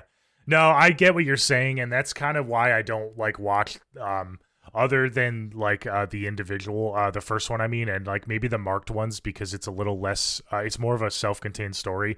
I don't go back and watch these individual movies as much as these other ones, and probably because, like you said, it doesn't capture the same like fear and anxiety it did in the theater. But the reason I do go back and binge it is that plot. I think the plot does do enough for me to make it interesting to go back and watch them all the way through, even the bad one that we'll get into. But yeah, I adore this franchise. Jackie is a huge fan of Paranormal Activity. This is probably top 3 for her as well, along with Insidious. So she loves Paranormal Activity. She watches it more than I do. I'll catch her watching these movies when I come home from work, and she's just randomly watching them. So she loves these movies. Similar to us, she's a few years younger than us, but I think she saw these in theaters too when she was like a teenager. But so she has fond memories. And yeah, talk about a cultural experience, man. Late teens, early 20s, these first couple movies, especially seeing them in theaters. This was before the assigned seating and stuff, so you had to kind of get there early, get your good spot. Like you said, the theater was packed, and that was when they could pack more people in the theaters because they didn't have the reclining chairs. Definitely one of the more memorable experiences I'll never forget, especially that first movie, seeing it like opening night with a packed theater was unforgettable experience. So, yeah. They wrapped it up with such a bow with the marked ones, and they just had to fucking keep going. But yeah, I adore it. I do adore it too. Wow, that I'm really you know, surprised but happy that that's a top 5. That's wow. Okay, cool. Yeah. All right. So we're getting top. All right, number 4. I keep going back my number 4, number 3, but whatever. I'm gonna stick to it. My number 4 is going to be Final Destination. Oh, Final Destination. Okay, awesome. Yes, it's. I was getting worried to me. No, it's on it. It's on my list. It's very important to me. This franchise. I think there's, again, I'm not gonna say my ranking because we will cover it, but there's one entry that's weak, but it's still watchable to me. You know what I mean? It's not like the Paranormal one where I hate. I can still watch it. I'm just like, you do not compare at all to the other Final Destination movies. I just think it's so clever that we have a franchise that's based on everyday scenarios that we go through in life and turns it into a horror show. It's so clever. It's so clever and so smart. And anyone who watches the franchise, they might not take every movie or every friggin' death scene and put them, but they will take one with them and it will stick with them. And they will think about it every day when they leave the house, or even if they're in their house. So it's just very, very, very, very, very clever. And again, it's a 2000s franchise, so I grew up with it. You know, we're 90s kids, so it's very close to me. I think that the part 2 opening scene is brilliant on the highway crash. It's absolutely brilliant and gnarly. Mm. I remember the first time I saw that, I was like, holy shit, this feels like a big budget action movie in the first 10 minutes. It's insane. And then part 3, because, again, like you said with the roller coaster, I love my amusement park rides, and that always stresses me out, that scene too. I guarantee that tanning sales went down after part 3 came out too. That scene was crazy. I just think it's such a clever franchise, and our leads in each franchise, each installment, specifically the first 3, are so good. We have Alex, then we have Kimberly. I can't remember the girl's name from the third one, but it's Mary Elizabeth Winstead. That introduced me to her in part 3, and she's a horror icon herself. So I just think, and then part 5, again, talking about wrapping things up with a bow. God, that ending to part 5 is chef's kiss. It's fucking chef's kiss. I love it so much. I got chills. The first time I saw that in the theater, the ending of part 5, I literally was like, oh my god, I have chills. It's so damn good. They friggin' wrapped that up perfectly. And I can't wait to see them create some new shenanigans at part 6. It's just a really special franchise to me, and it's creative. It's not a slasher, it's not supernatural, it's like a blend. You have some supernatural shit, but you also have awesome kills. It's just an awesome franchise. You said it before. It's just it's a franchise that can continue to go on too, because it's not reliant on one killer or one horror icon. It's just death. So it's so smart to have this as a horror franchise, and I can't wait to see more. So yeah, it's my number 4. Awesome. Yeah, and I'm really glad you brought up the fact that like there's one scenario that will stick with you. I will never look at a tanning bed the same way again. Every time I see a tanning bed, I cringe a little bit. It's safe to say I will never go in one of those. So you're going to see my pasty white ass all over the beach this summer, because I do not go to tanning beds. I don't fuck with them. And yeah, you call it a supernatural movie. I wouldn't even really call it a supernatural movie. It's more of like, like I said, it's literally like a force of nature. So by definition, it's not supernatural. It's literally just natural. And like all the circumstances that happen, I go back to that movie One Missed Call just because I just saw it. Like that movie has a supernatural element because it kind of takes people and it pushes them, and it's like a ghost. Like, but Final Destination, all the situations and the way they choreograph the scenes is so beautiful. I go back to like the roller coaster scene, all little things that by themselves could happen to in our everyday lives, but they all happen in a certain sequence, so it's all very believable. It's like, holy fuck, that was like really unrealistic, like the odds of it happening, but the odds are there that it could happen, so it's super creepy. I'm really glad it made it to your top 4. Yeah. That's great. That's awesome. Yeah, it's great because it toes the line. I knew you liked it. I didn't know. No, I love it. I love it. I didn't know how much you loved it. Yeah, sorry to interrupt you, but I didn't know how much you loved it, so that's cool. Yeah, it just like, I like what you said because it like toes the line of maybe being supernatural, but really just being like everyday life. So that's what I just think makes it like so special. It's not focused on one entity or one killer. It's just death. Death comes for all of us. It has to tie up its loose ends, and it does in this franchise, man. Okay, cool. All right, here we go. My number 4. No. This is overlap. My number 4 is Friday the 13th, a big one. Oh. Whoa. Wait, it's your number 4 only? Wait, what? I'm concerned. Yeah, it's my number 4. You're concerned. Okay. I'm lost. What's Not wrong? concerned. I'm lost. For you? Well, I was just because I know. I mean, look at your background. I just know how you feel about that franchise. So now I'm curious. I should say. Okay, sorry. Go on. Yeah. You talked about it. You really kind of hit all the different aspects. It has so many entries, and there are a couple bad ones that are like pretty bad. I'll just say it. I've been trying to avoid spoilers, but I can't help it. Like, I don't like Jason Takes Manhattan. I just think that movie had so much potential. The fact that it's on like a freaking cruise ship the whole time, I just have problems with that movie. That, and then there's like one other that I don't really care for at all. Which one? Can you say? I don't want to. Okay. I don't really love. Yeah, no, because this brings me to my next point. Even though I don't love those movies, and really it's like the premise of Jason Takes Manhattan that I don't love because I wanted him more in In Manhattan. Manhattan. I mean, I think we all expected that. Yeah. Um, there's still something, and I have this on my notes. I embrace the bad with this franchise, and there's something out of every movie that you can take from and kind of like about a movie. Like every movie kind of has like a defense to it, even the really bad ones. Like for example, a lot of people don't like Jason X.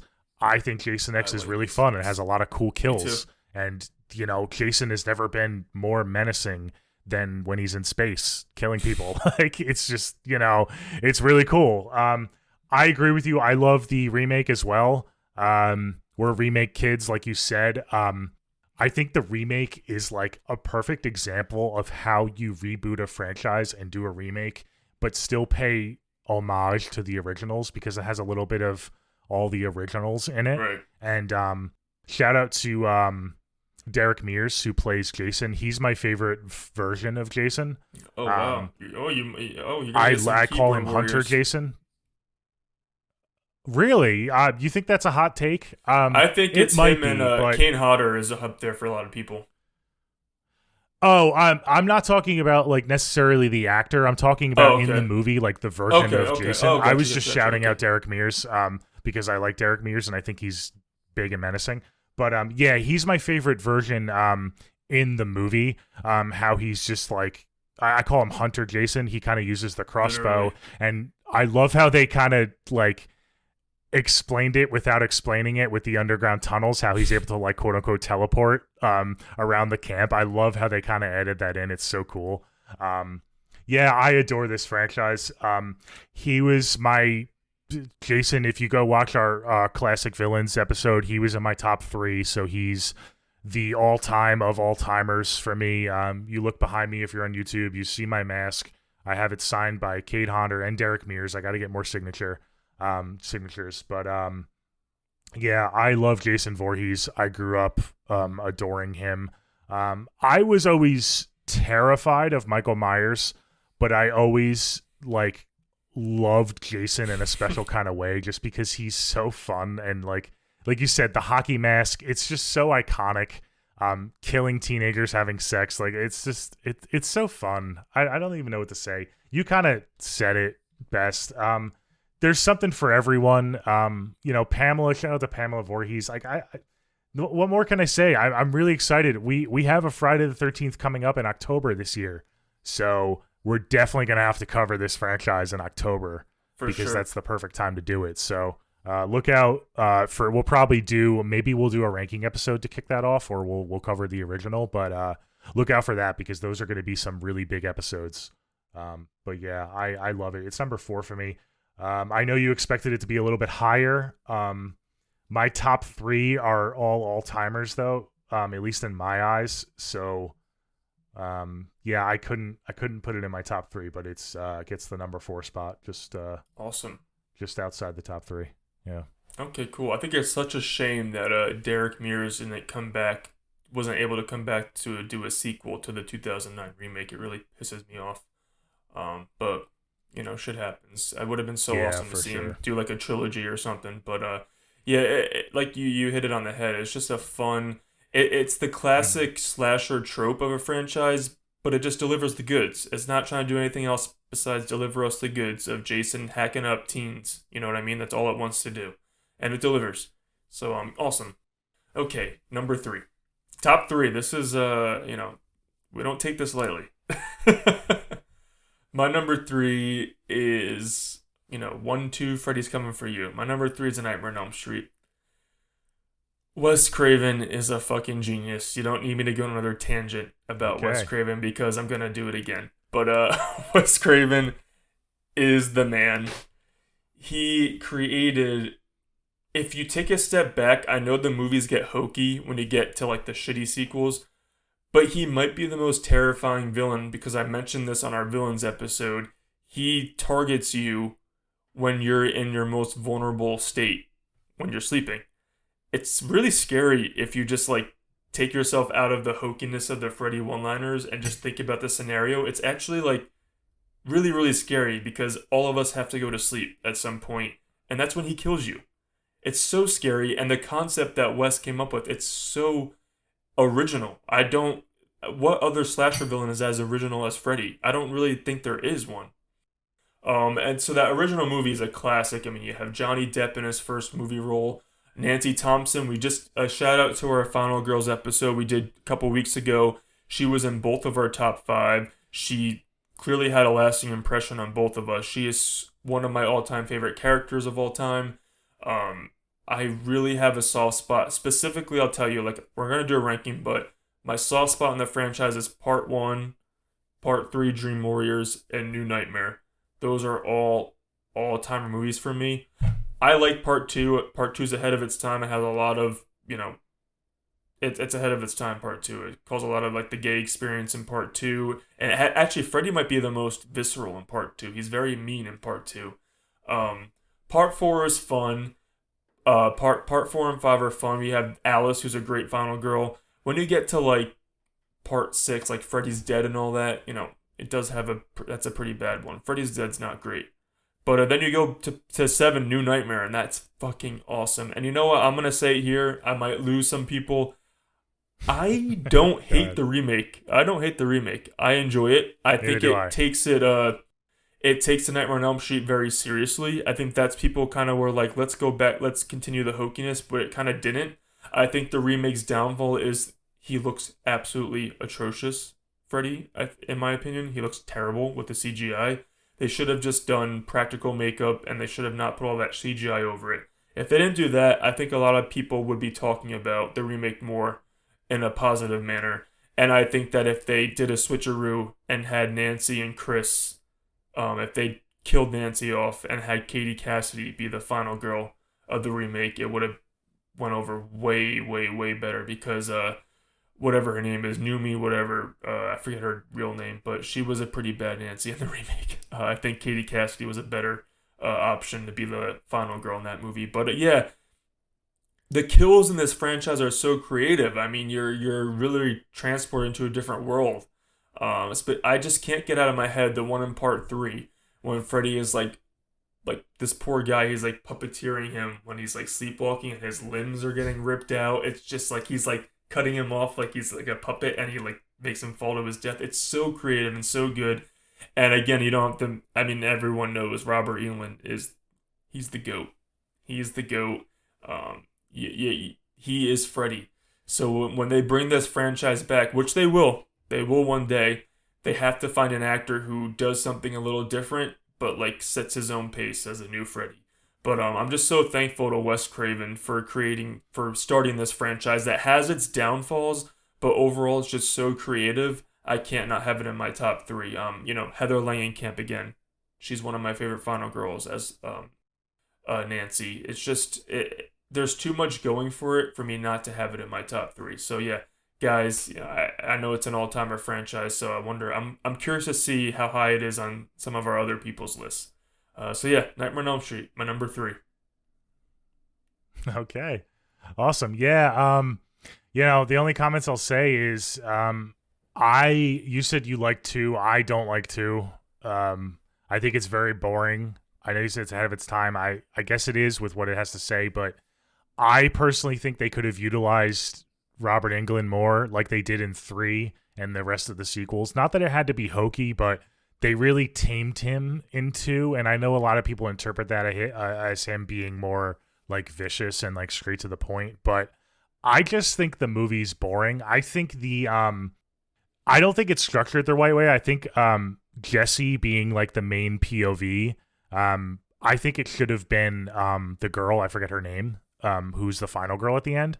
She has the face off with Freddy, but you really don't get her in most of the movie because you're so focused on Jesse and that ridiculous plot of like Freddy all of a sudden like trying to take over his body, which they don't explain. And then I love how in the third one they kind of just ignore everything that happened in the second, especially when it comes to Nancy Thompson. And this is my biggest gripe with the franchise: the way they treat their final girl, all-time final girl in the original. I love Nancy Thompson. And then in the second one, dude, I mean, she's not in it, obviously, but they just fucking destroy her character. They try to tell us that like she went crazy, and I think they say like their mom like locked her up and then committed suicide, and they find her diary in the closet and they start like reading her diary and making fun of her. I'm like, what the fuck? Like, fuck these kids. I instantly, as soon as they were reading Nancy Thompson's diary, I did not care for them, so I did not want them to live. So they really fucked up. I know they righted the ship in 3, and they brought her back. They sure and did. Fucking Heather Langenkamp. Heather Langenkamp is awesome, but again, they fucking killed her at the end of 3, which like always irks me, you know. But she's awesome in that movie. For a reason. She's the yeah. For a reason, because you love her so much, you're so upset that she sacrifices herself to save everybody. I know. It's not even that, but like, does she really sacrifice herself? Like, they made her character think that Freddy was dead, and they were still in the dream world, and she like thought that her father was like not Freddy, and I don't know. I think they kind of did her dirty in both movies. I do love her, though, in the 3rd one. I think it's one of the strong points of the franchise. Like you said, New Nightmare is cool. I don't love New Nightmare as much as you, just because I go to Scream when I want to watch the 90s meta. And I know it's Wes Craven for both, so it's kind of unfair to even say that, and he did that before Scream. But New Nightmare is good. I like the remake, too. I will defend the remake and say that it was kind of a victim of its time, because at that time everyone was doing CGI, especially in horror, and it was like overboard. So I think if that wasn't like the trend, they would have probably done practical effects. And looking back, I'm sure the filmmakers regret that decision, but I kind of think of it as like a victim of its time, because that was just like overused to the max when that came out. But I do like the remake too. Yeah, that's a solid number 3. That was your number 3? Yes. Yeah, okay, cool. I think New Nightmare is a masterpiece, and I think everyone should watch it and study it. Okay, you're just a Wes Craven. You're just a Wes Craven fanboy. So I mean, your dog is Craven. So Wes Craven, yeah. Yeah, that's my number 3. Okay. Okay. Here we go. This is gonna maybe floor you. I don't think you're expecting this, but this was, I think, mentioned. This was not on your top 10, but I think you did mention this movie earlier in the episode. My number 3 is the Jaws franchise. Okay. Yeah, I did mention it. You said that 4 really does it for you in terms of like, you know, it's such a bad entry that you can't put it on your list. I watch it. I'm not gonna sit here and defend Jaws Revenge. But I will defend it real quick. Ellen Brody is awesome. Her dealing with the trauma is like a cool aspect. I know they like start in Amityville and they go to the Bahamas. The banana boat scene, dude. I mean, what kid growing up wasn't fucking terrified of that banana boat scene? I never wanted to go on a fucking banana inflatable boat again after seeing that movie. And just as a whole, all these movies I watched obsessively as a kid. I loved sharks, and I think we talked about it when we were talking about our. I think it was on our villains episode. I was talking about Jaws and how it kind of started my fascination with sharks. Once I was fascinated, I couldn't not watch these movies. Like, I was obsessed with them, especially the first 3. You know, I watched the 4th one too. They're just so good. 1 is an all-timer. I think 2 is an all-time sequel. Again, I think we both agree that it kind of gets hated on a little bit too much. I think it's great. I love 3. I think it's fucking campy fun. And even 4, like, kudos to them for kind of going in a different direction and kind of giving them like supernatural powers almost, you know? Like, I know in their defense, I did read about that movie and it was very rushed. Production was rushed extremely, and they had to write the script in like a matter of weeks. I think when they greenlit the filming, I don't even think the script was written, so they had to really like cut corners. And I forget the director of that film, but I know he was like a veteran filmmaker, so I think he kind of got the short end of the stick with being rushed so much by the studio. And I know the ending gets ragged on a lot because it has a lot of inconsistencies. and it has a lot of He blaring, yells, like, the shark yells. thing. Yeah, yeah. Well, that yeah, but that goes to the supernatural. But I know there's like a shot of like you can see waves in the background, like hitting the back of like the pool because they shot in the I don't pool. care about that They shit. didn't edit that out, and yeah, that stuff is just stupid. But I know people bring that up. But yeah, I love this. This only has 4 movies, but it's number 3 for me. Just because of how iconic and how much I watch these movies is like probably unhealthy. I love these movies so much. I couldn't leave them off the list. I understand what you're saying. How why it's not on your top 10 because it's really just a trilogy and then like the 4th one drops off, but I adore it so much. It fits within our criteria. It's at least 4 movies. Yep. Even if you take out the 4th one, it's at least 3 movies. So it still fits, and it's horror. It's horror all the way through. Even in the 4th one, it's still a horror movie. So you can't say that it's not horror either. So yeah, number 3 for me. That might be a surprise to you, but it's Jaws. You know how much I love the first one, man. Yeah. I mean Jaws and Jaws 2. I'm happy that you highlighted Jaws 2 specifically because I have noticed doing this podcast that I have a fucking weird soft spot for part 2s in franchises. Like I am obsessed with this first sequel of a lot of franchises. I love my part 2s. And Jaws 2, you said it, they are both all-timers for me. They're both classics. Anyone who doesn't like Jaws 2, I don't understand because it's so similar in tone to the first one. It just takes it up like 5 notches. Exactly what a sequel should do. I just really don't understand the hate for that movie. I love Jaws, obsessed with Jaws 2. Part 3, it's like to me, it's like so bad but so good where you can just like have fun with it. You know, what I mean, you have Dennis Quaid in it, you know, doing stupid shit. You know, I could watch it and have fun. Part 4, I think the opening scene of Part 4 is really scary when the son that gets killed before on Christmas time. I think that's actually really scary, that scene. When he goes out to the water to get check something that's left out in the water, whatever. And I do like that they bring Ellen Brody back because again, I'm also a continuity whore. I like my consistency in franchises, so I love that they bring her back.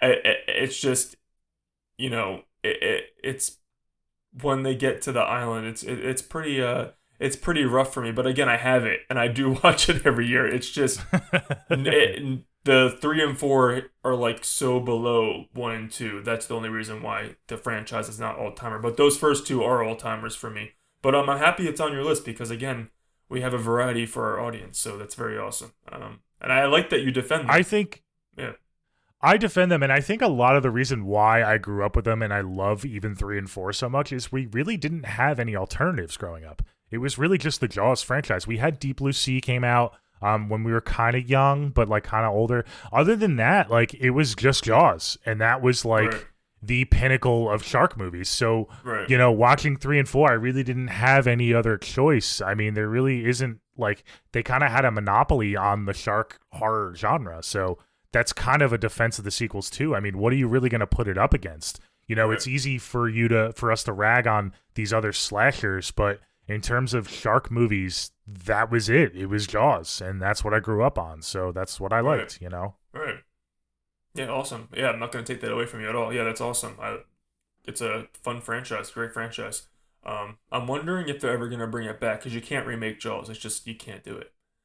I know. It's been so long since we've had an installment. I mean, the only way they can do it is if Spielberg comes back.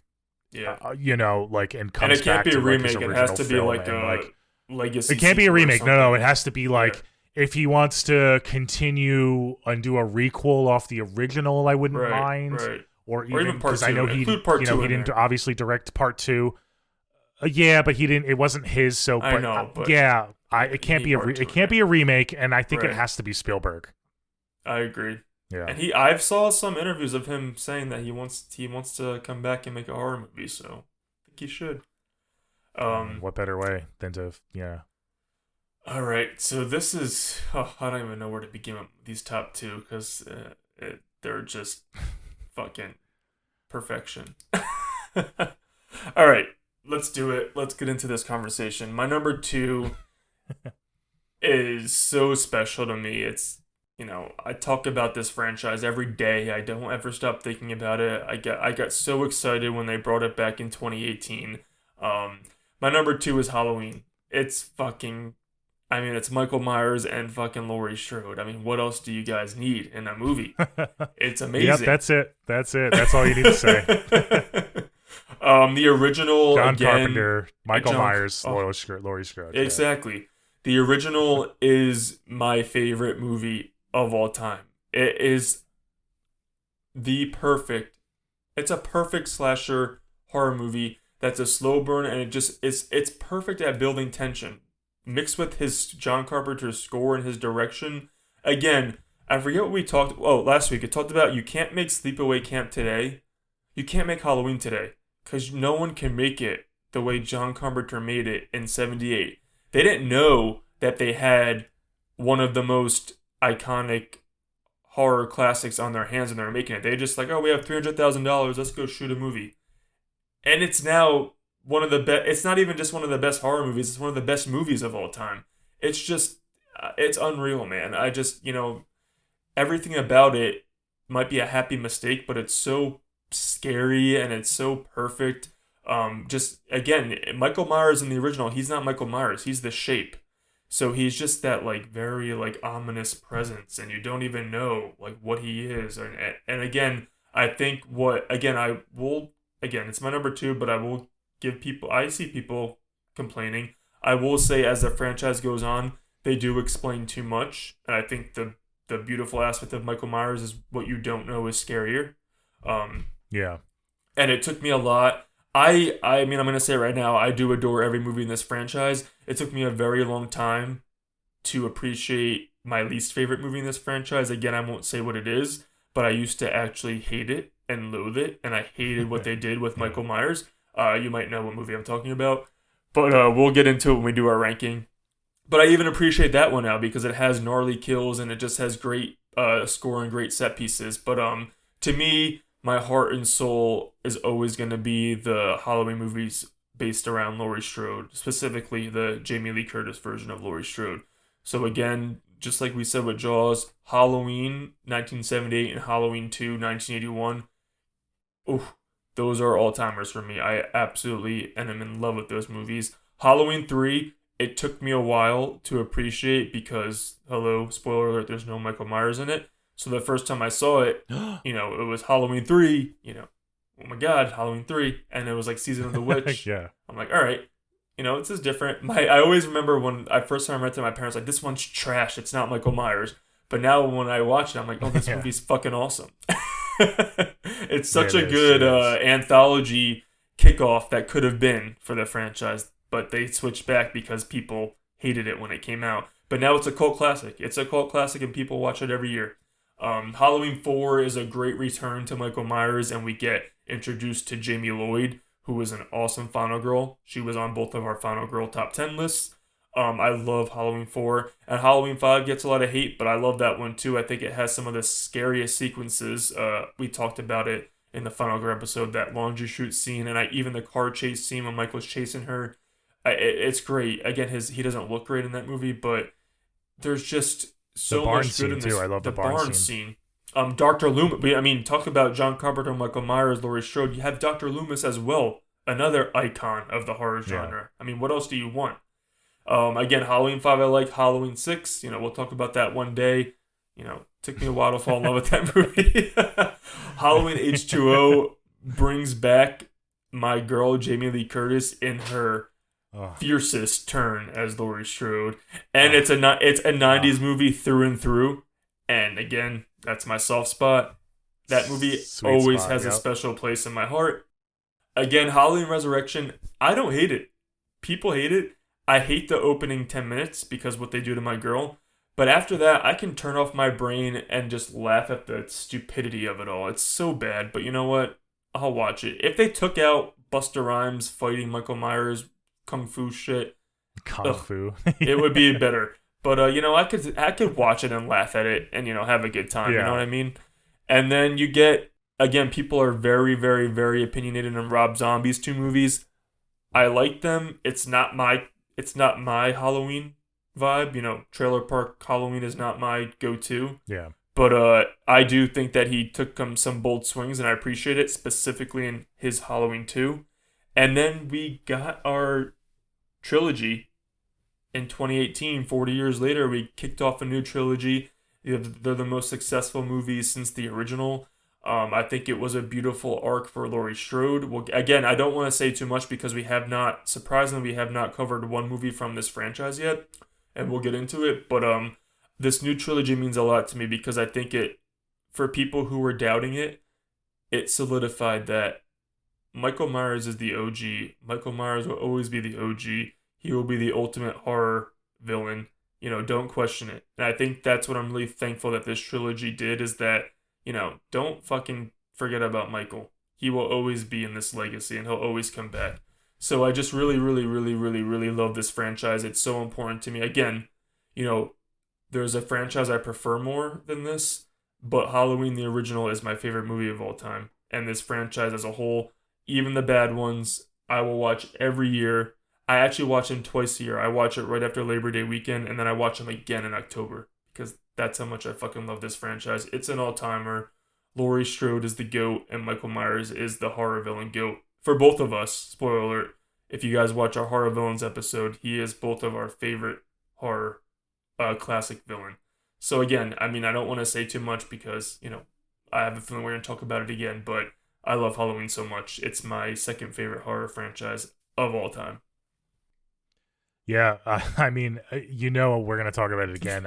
He was my favorite villain of all time as well, classic villain. It's going to be in my top 2. Everything you said and more. You kind of went through all the movies. I'll do the same thing real quick when I get to it. But yeah, talk about the OG. He is the GOAT, Michael Myers. You have Laurie Strode. I don't know what else to say without kind of waiting until I get to it.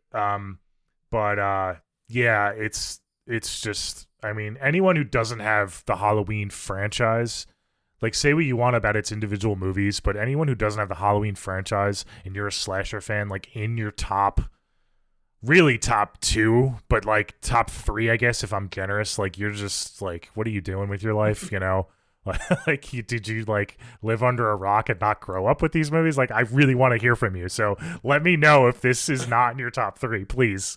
And we will have a healthy debate.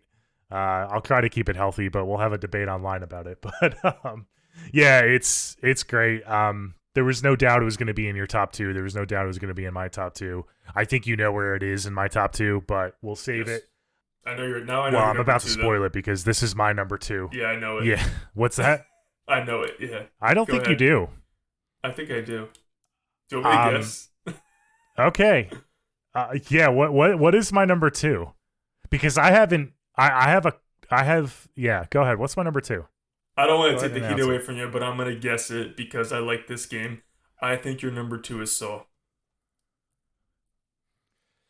You would be correct, my friend. That's you know this about me, and you have an edge. There's one that you're gonna hate for me not putting on my list, and that was I was talking about this movie. Yeah, this franchise. I don't hate it. I'm just very surprised. Do you know what that means, though? Nightmare on Elm Street did not make my top 10. I did not have it on my top 10. I actually put 2 and 2 together once we got past your number 3, and I'm like, shit, Nightmare on Elm Street is not on his top 10. For all the reasons I said, I don't like the way they handled Nancy and stuff. I didn't want to spoil it before I got to my number 3 and my number 2. But I just didn't grow up with Freddy. I grew up with Michael Myers and I grew up with Jason. I think I've kind of touched on this before. He is iconic. His glove is iconic. I love Robert Englund. I just don't really watch the sequels enough to really put it in my top 10. I really wanted to, but I had to stay true to myself. It just didn't crack. It's probably number 11 for me though. So, if that's any consolation. But yeah, number 2 is Saw. You know this. I love Saw. I've said this to you before. That's why you guessed it. It's so good. It's such a good franchise to go back to as well because I've watched this franchise all the way through dozens of times and I still can't really wrap my head around the entire story. It's so convoluted in a good way. like people critique it because it is too convoluted because they kill, John Kramer, spoiler alert, they kill him. I know a big gripe is they kill him off too early, so they have to kind of add him in and with flashbacks, and it kind of gets a little messy, but I've embraced it and I love it, and I love how I can like find something new about the plot every time I watch these movies. I'm like, oh my god, that's that, and there's an Easter egg there, and if you look closely here, that's that person, and Amanda Young is fucking awesome. Talk about a 1-2 in terms of villains, like a fucking awesome duo of villains. Like I don't know if you get more iconic than those two. I'm trying to think, like every other franchise we've talked about, there isn't like two villains that go hand in hand together. You have Scream because there's always multiple killers in Scream, but it's not really quite the same because they're always different. But yeah, Amanda being his assistant is so fucking cool. I put her on my final girls list. That's how much I love Amanda, even though she's a villain. It's so binge worthy for those reasons, and I love all the traps. I love the concept of the traps. A lot of people don't watch this because they think it's like super gory, but I implore people to go back. It's very implied. You don't really see a whole lot, and I think that's really for that time it was kind of common. Like now our standards are way further, but at the time, even like the movie Hostel, when Hostel came out, like at the time it was very gory and bloody, but for today's standards it's really not that bad. So if people have like not watched these movies because they think it's like super gory and bloody, I implore you guys to go back and watch them, and you might be able to handle it. And even if you have to kind of close your eyes, I think it's worth it to get through those scenes if you don't like them, because the plot is so cool and Jigsaw is so iconic. I remember when the first one came out and it had the freaking Jigsaw on the fucking tricycle. It was so fucking creepy, and we're all like, oh, what's this movie like? Want to play a game, like so cool, And then what was the phrase? Like, it's not Halloween if there isn't like a Saw movie. It came out every year. It was like, if it's Halloween, it must be Saw. Yes, that's what it was. If it's Halloween, it must be Saw. Such fond memories of this franchise, and I still go back to it. Every year I go back to it. I love it. And Jackie actually hasn't watched this all the way through because she's kind of like gets a little squeamish, but she really wants to watch it with me. So I think we're gonna do a full watch with Jackie, and I'll report back to you on how she likes it. Okay, cool. She didn't realize it had such a good plot and such an intricate plot. She thought it was just like blood and guts. She didn't realize there was like like actual like depth to the movies. But yeah, they're all good. There's like I don't even want to call it weak points in the franchise. I love them all. My least favorite would maybe be, and I don't even know if I should spoil this because we are going to cover this franchise, right. But my least favorite might be Jigsaw, just because the hype around it. I think we saw that together, Anthony. Correct me if I'm wrong. I think we went and saw that together. I remember seeing it in theaters. There's 3 for me that are like. I like Spiral for what it is. I know, and I like them a bit more than other people. I even like Spiral. I think Spiral was fun enough. It was a fun movie, and I'm super pumped for Saw X. Yes. All the early reviews and people that like helped make the movie are saying that it's like a return to form, and it's a great installment. So I'm super pumped for Saw X. I can't wait. But yeah, it's got a lot of entries in it. It's super convoluted. So definitely don't go into it thinking you're just going to have a fun time if you've never seen it. Like, you have to pay attention to these movies or you're going to be completely lost. And even when you pay attention, you're still going to be lost, but that's okay. You're like, don't be intimidated. Like, you can always Google what's happening. I do that all the time with this franchise, but yeah, I adore these movies. I love them so much. I'm really disappointed they're not in your top 10, but I guess I understand it. It's not for everybody. It just has a soft spot for me. So yeah, that's going to be my number 2. Okay, cool. Awesome. I absolutely love the original trilogy. And I think that when we eventually maybe do a trilogy ranking, the original trilogy may find its way on there for me. But to me, after the first 3, nothing has ever lived up to the original trilogy. And that's not to say I don't like the later sequels. I really like 4. I have fun with 5.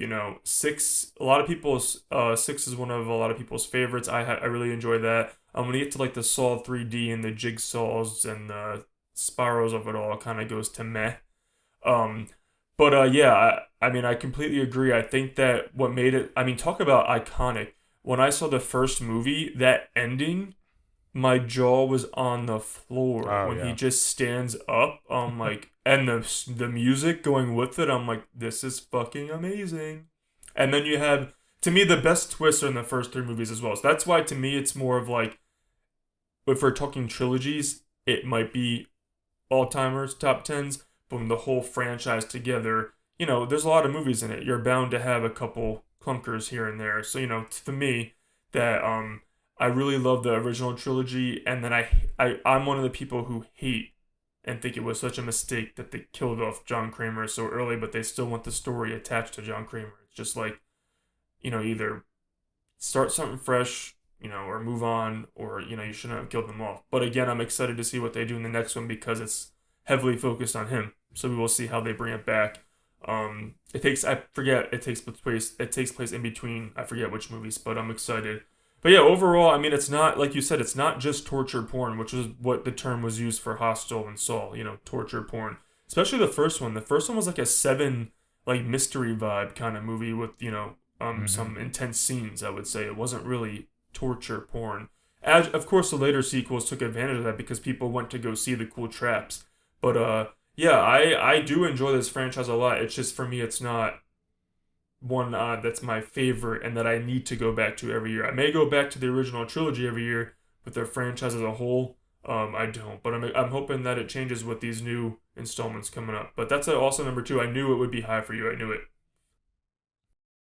I'm glad you pointed out, and maybe this gives me an idea for another ranking down the road. But super underrated score. That score Yes. is so Yes. iconic.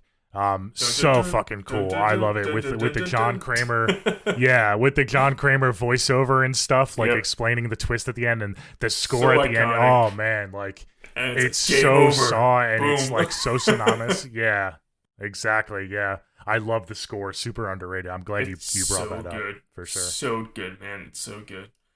All right. All right. Ugh. Here we go. Our number ones. Yeah, let's do it.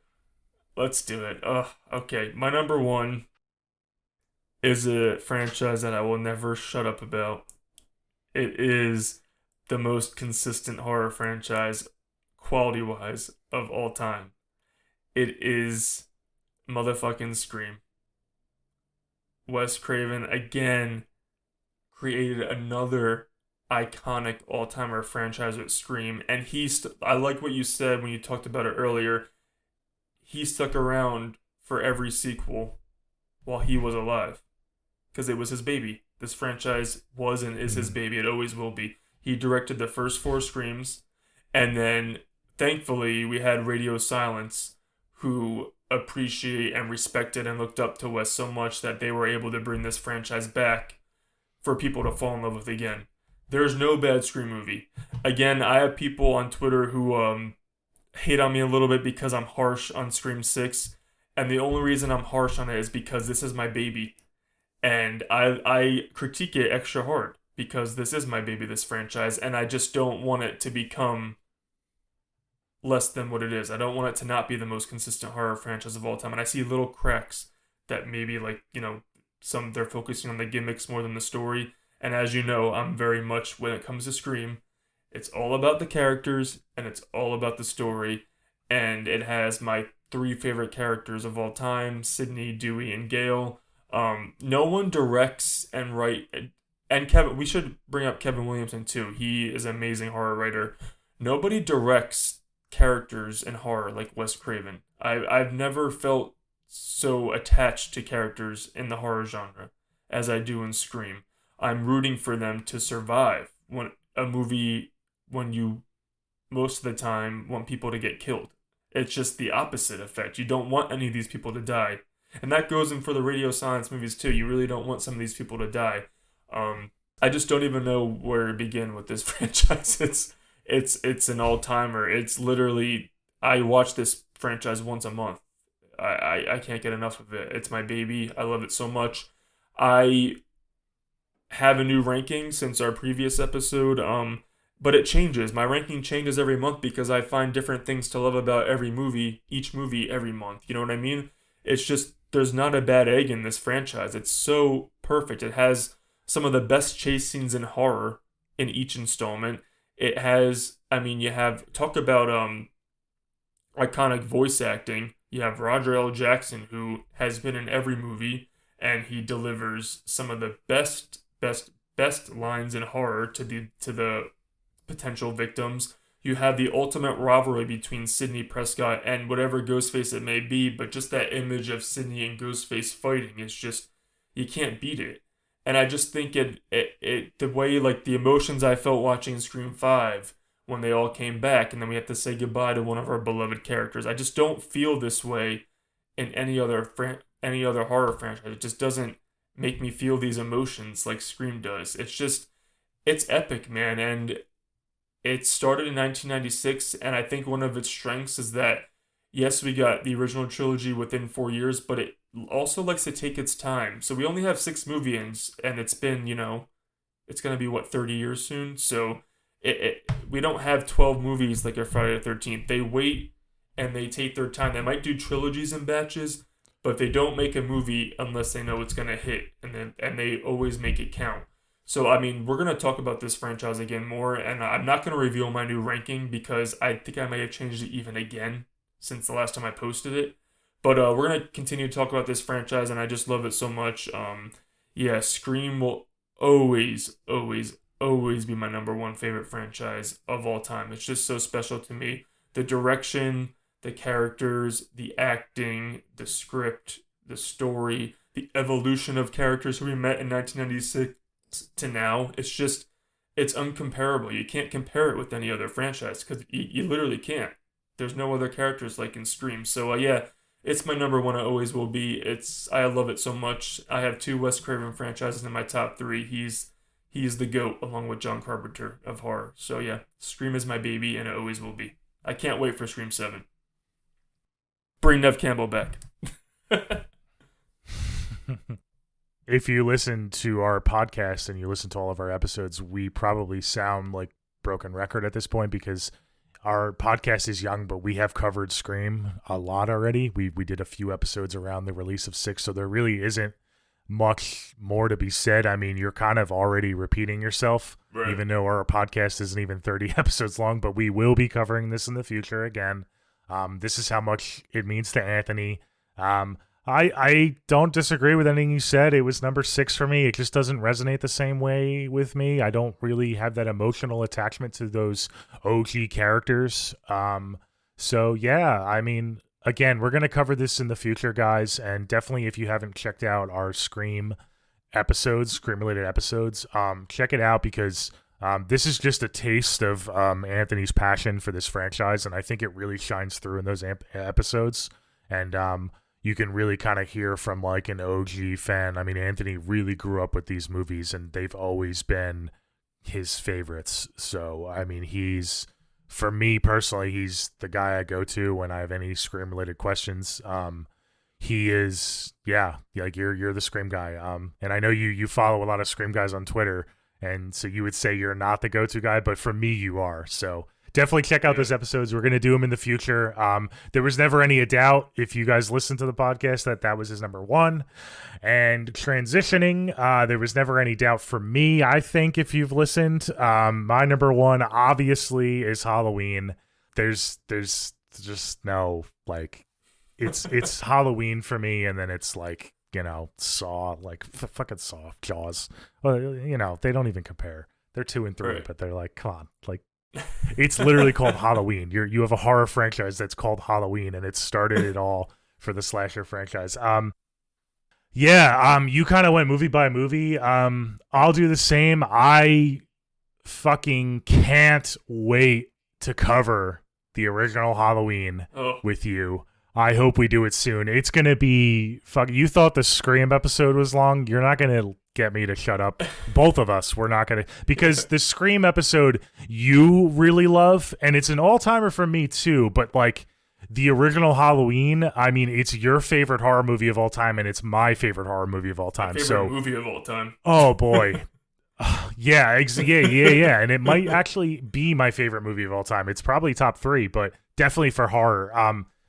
What a doozy that's going to be. I really don't even want to say anything about the original. I'm just going to skip right past it because we're going to be covering that first and hopefully soon. And Right. tune into that 6-hour episode, guys. It's going to be a doozy. We're going to have to break that up into different we might have segments to, and talk about different things because there's so much to go into with that movie. And if we just do one episode on it, I feel like we're going to like shortchange different, aspects. Quick shout out though, like you mentioned how they made the movie with not a lot of budget and they didn't expect it to be this iconic movie. I believe it's Netflix has a docuseries called The Movies That Made Us. They do an episode on Halloween, the original Halloween. I think they do one on Nightmare on Elm Street too, so that was a good one too. But check that out, guys. It really goes into like what it took to film that movie, and it kind of gives you like a cool little perspective on just how little they had to work with and how it's I know it's overused, but the term movie magic, how everything just kind of comes together perfectly and they just make this incredible perfect movie at the right time. Like you said, it could never be replicated. It's been tried before. Rob Zombie has tried to do it. I'll talk about those real quick just because I mentioned Rob Zombie. I don't mind the first Rob Zombie Halloween as a remake. I think it's fine. I really don't like the second one. The reason I don't like them in general, though, is because of Rob Zombie's attitude. And I love Rob Zombie. I think he's an awesome musician and I like his movies. But I don't like how he just took Michael Myers and kind of like, he even said this, like, oh, I grew up watching the Universal monsters, so I wanted to make him like a Universal monster and I wanted you to feel bad for him. Like, you don't do that to Michael Myers. I'm sorry. Like, he's the fucking GOAT villain. You don't just change. So I really have a problem with the way he went about those movies. And I know John Carpenter has a problem with those movies. So I don't think they're terrible movies. I just, as Michael Myers movies, I really can't endorse them, if that makes sense. How do you feel about that real quick before I move on? I don't want to give it away, but they're not at the bottom of my ranking, those two movies. Okay. Yeah. I like them, but that's fine. It's not my preferred Halloween vibe of like, the trashy, like whatever. But I have a soft spot for his Halloween too. They're not at the bottom of my ranking either, like at the very bottom. But I just had to add that because Rob Zombie, man, like you fucked with like my favorite character, and like, it's not, and I hate to sound like a toxic fan, but it's just not, Michael Myers to me. They're fine movies in and of themselves, but go in the original sequel. You said the original sequel is an all-timer for you. I would say it's an all-timer for me too. We've talked about this before. They're really like, you can't, up until now that we have 2018 and the new trilogy, you can use that timeline. But before then, it was like, I considered the original Halloween and Halloween 2 just like one big movie. I mean, it takes place in one night. It's a companion piece to the first one. I really could never watch the original without watching the second one. It's cool. I know some people don't like it as much. I really don't understand that. I think it has some of the creepiest scenes in that hospital. The fucking hot tub scene or whatever, or the bath scene is like, has stuck in my mind like for so long. The elevator scene when she's like trying to hit the button, I'm like, oh my god, close the door, close the door, close the door. That terrified me as a kid. Yeah. I totally agree with you with Season of the Witch. I actually knew, so I guess you had a little bit of a different experience. You didn't know that it didn't have Michael Myers. I think by the time I watched it, I knew it didn't have Michael Myers because I've told you this before. My older brother kind of got me into these movies, so I think he kind of told me. So I was able to like it a little better overall the first time I watched it, and it has grown on me too. I think it's like total 80s, like cheesy fun. Like it's a good movie. It's a solid movie. But rolling into 4, I like 4 a lot. A lot of people say this is like Michael at his most menacing in 4. A lot of people have 4 really high up. I like 4 a lot. I like How the entire third act is kind of just contained in that house, and you have like, you're watching the movie and you're like, all right, they have a pretty solid plan. Like, there's no way Michael can infiltrate this plan, right? Like, they have everyone posted where they're supposed to be posted. Like, they can't fuck this up, right? And of course they fuck it up. But yeah, I like 4. I love 5. I love 5 more than most people. And I know it gets a bad rap because of the way it treats some characters, but like I said, I have a soft spot for the ending of 5. I think 5 is a really fun movie, and it kind of rides that border of like creepiness and like fun set pieces. I think it kind of rides that line perfectly. 6, I feel the same way. I think we're gonna have similar rankings to this franchise because I don't know. Everything you said about these movies. 6. I think with the newer ones, we're gonna have different ones, but I think with the original 6. We might have some slight variations, but in terms of the order of the original 6, we might be kind of similar. And at least how we feel about them, if that makes sense. 6 has grown on me too. I will say in defense of 6, because it's not a lot of people's favorite. It wasn't my favorite growing up, but when I watch it back, yes, it's overly like, goes into the lore and it makes Michael like, a puppet. It explains too much, right? Yeah, exactly. It makes him a puppet, but it also makes Michael like more powerful in a way, and he's like kind of like this more like, because before 6 you kind of he was more mysterious, so you didn't really know his power level. So I will say in 6 he is pretty terrifying in his own right, just because of, like, you get that background and you realize like, oh, there's like other forces at play that make him like really strong. So it kind of in a way like makes him powerful. I like that. H2O. We're 90s kids again. I love the 90s vibe. I think H2O was the perfect ending of Laurie Strode. That's the main reason I don't like Resurrection.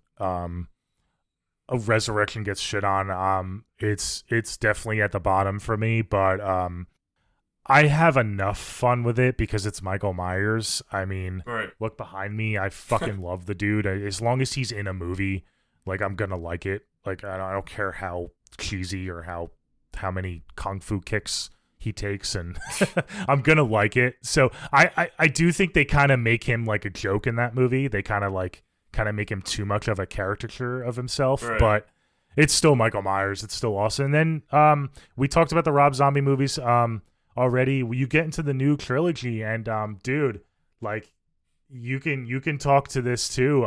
We saw it together 2018. Like, the fucking hype we had for that movie, that so Michael Myers was back. Jamie Lee Curtis is fucking back. The fact that they got Jamie Lee Curtis to sign up again for another horror movie, another Halloween movie, told you that, like, she was doing interviews saying, like, they got it right and they understand it, and John Carpenter's back, and like, dude, you can, I don't know if you want to speak to this, but like, I remember we left that theater like not knowing what to think because of our expectations were like so fucking high. Right. And like, it's funny looking back on that night because like, how could we ever doubt that movie? Like, it's such a solid movie, but like, I don't even remember my feelings walking out of the theater. It was the hype was so big for that. Do you remember like what we were even saying, why we didn't like it? Like, I don't even remember. I don't even know if I've ever felt so hyped in my life than I have when we walked into the theater to watch Halloween 2018. Like, I was like on edge. I was like, this fucking this is like, I'm freaking out right now. And it wasn't that I didn't love it when I walked out. I was just like, I don't even know if my like body like even took it all in the first view because I was just so amped on like cloud 9. Again, I had my little nitpicks here and there if I wanted to, but I remember I saw that 2018 like 4 times in theaters, and like after the second time I'm like, oh my god, I fucking am in love with this movie. It's such a good return. It's so good. Yeah, I do remember that. Oh yeah, me too. Yeah. Yeah, it was almost like that adrenaline dump, and then we just like left the theater like we really were like, I don't know how to feel about this movie, but it's fucking awesome. 2018 is awesome. Halloween Kills, I adore. I don't understand the hate it gets. Even when it first came out, people had mixed feelings on it. It's Michael Myers at his best, I think, in Halloween Kills. He's just having fun, man, and I'm so happy for him. I love my boy Michael in that movie. I mean, the flashback scenes, dude, with fucking Loomis, like, so good. we said before, you can't recapture the feeling of the original, but they fucking got close. Right. I mean, it really felt like you were back in time at the end of because it erases the original Halloween 2 for people that aren't familiar, and it kind of explains how we got to today, and it explains how we kind of got arrested after that original night. But so cool. I love the flashback scenes. The opening firefighter scene is iconic. The ending is so fucking good. I love that movie. And then Halloween Ends. I really can't wait to cover that with you because you adore that movie. I'm a little bit less high on it than you are, but I'm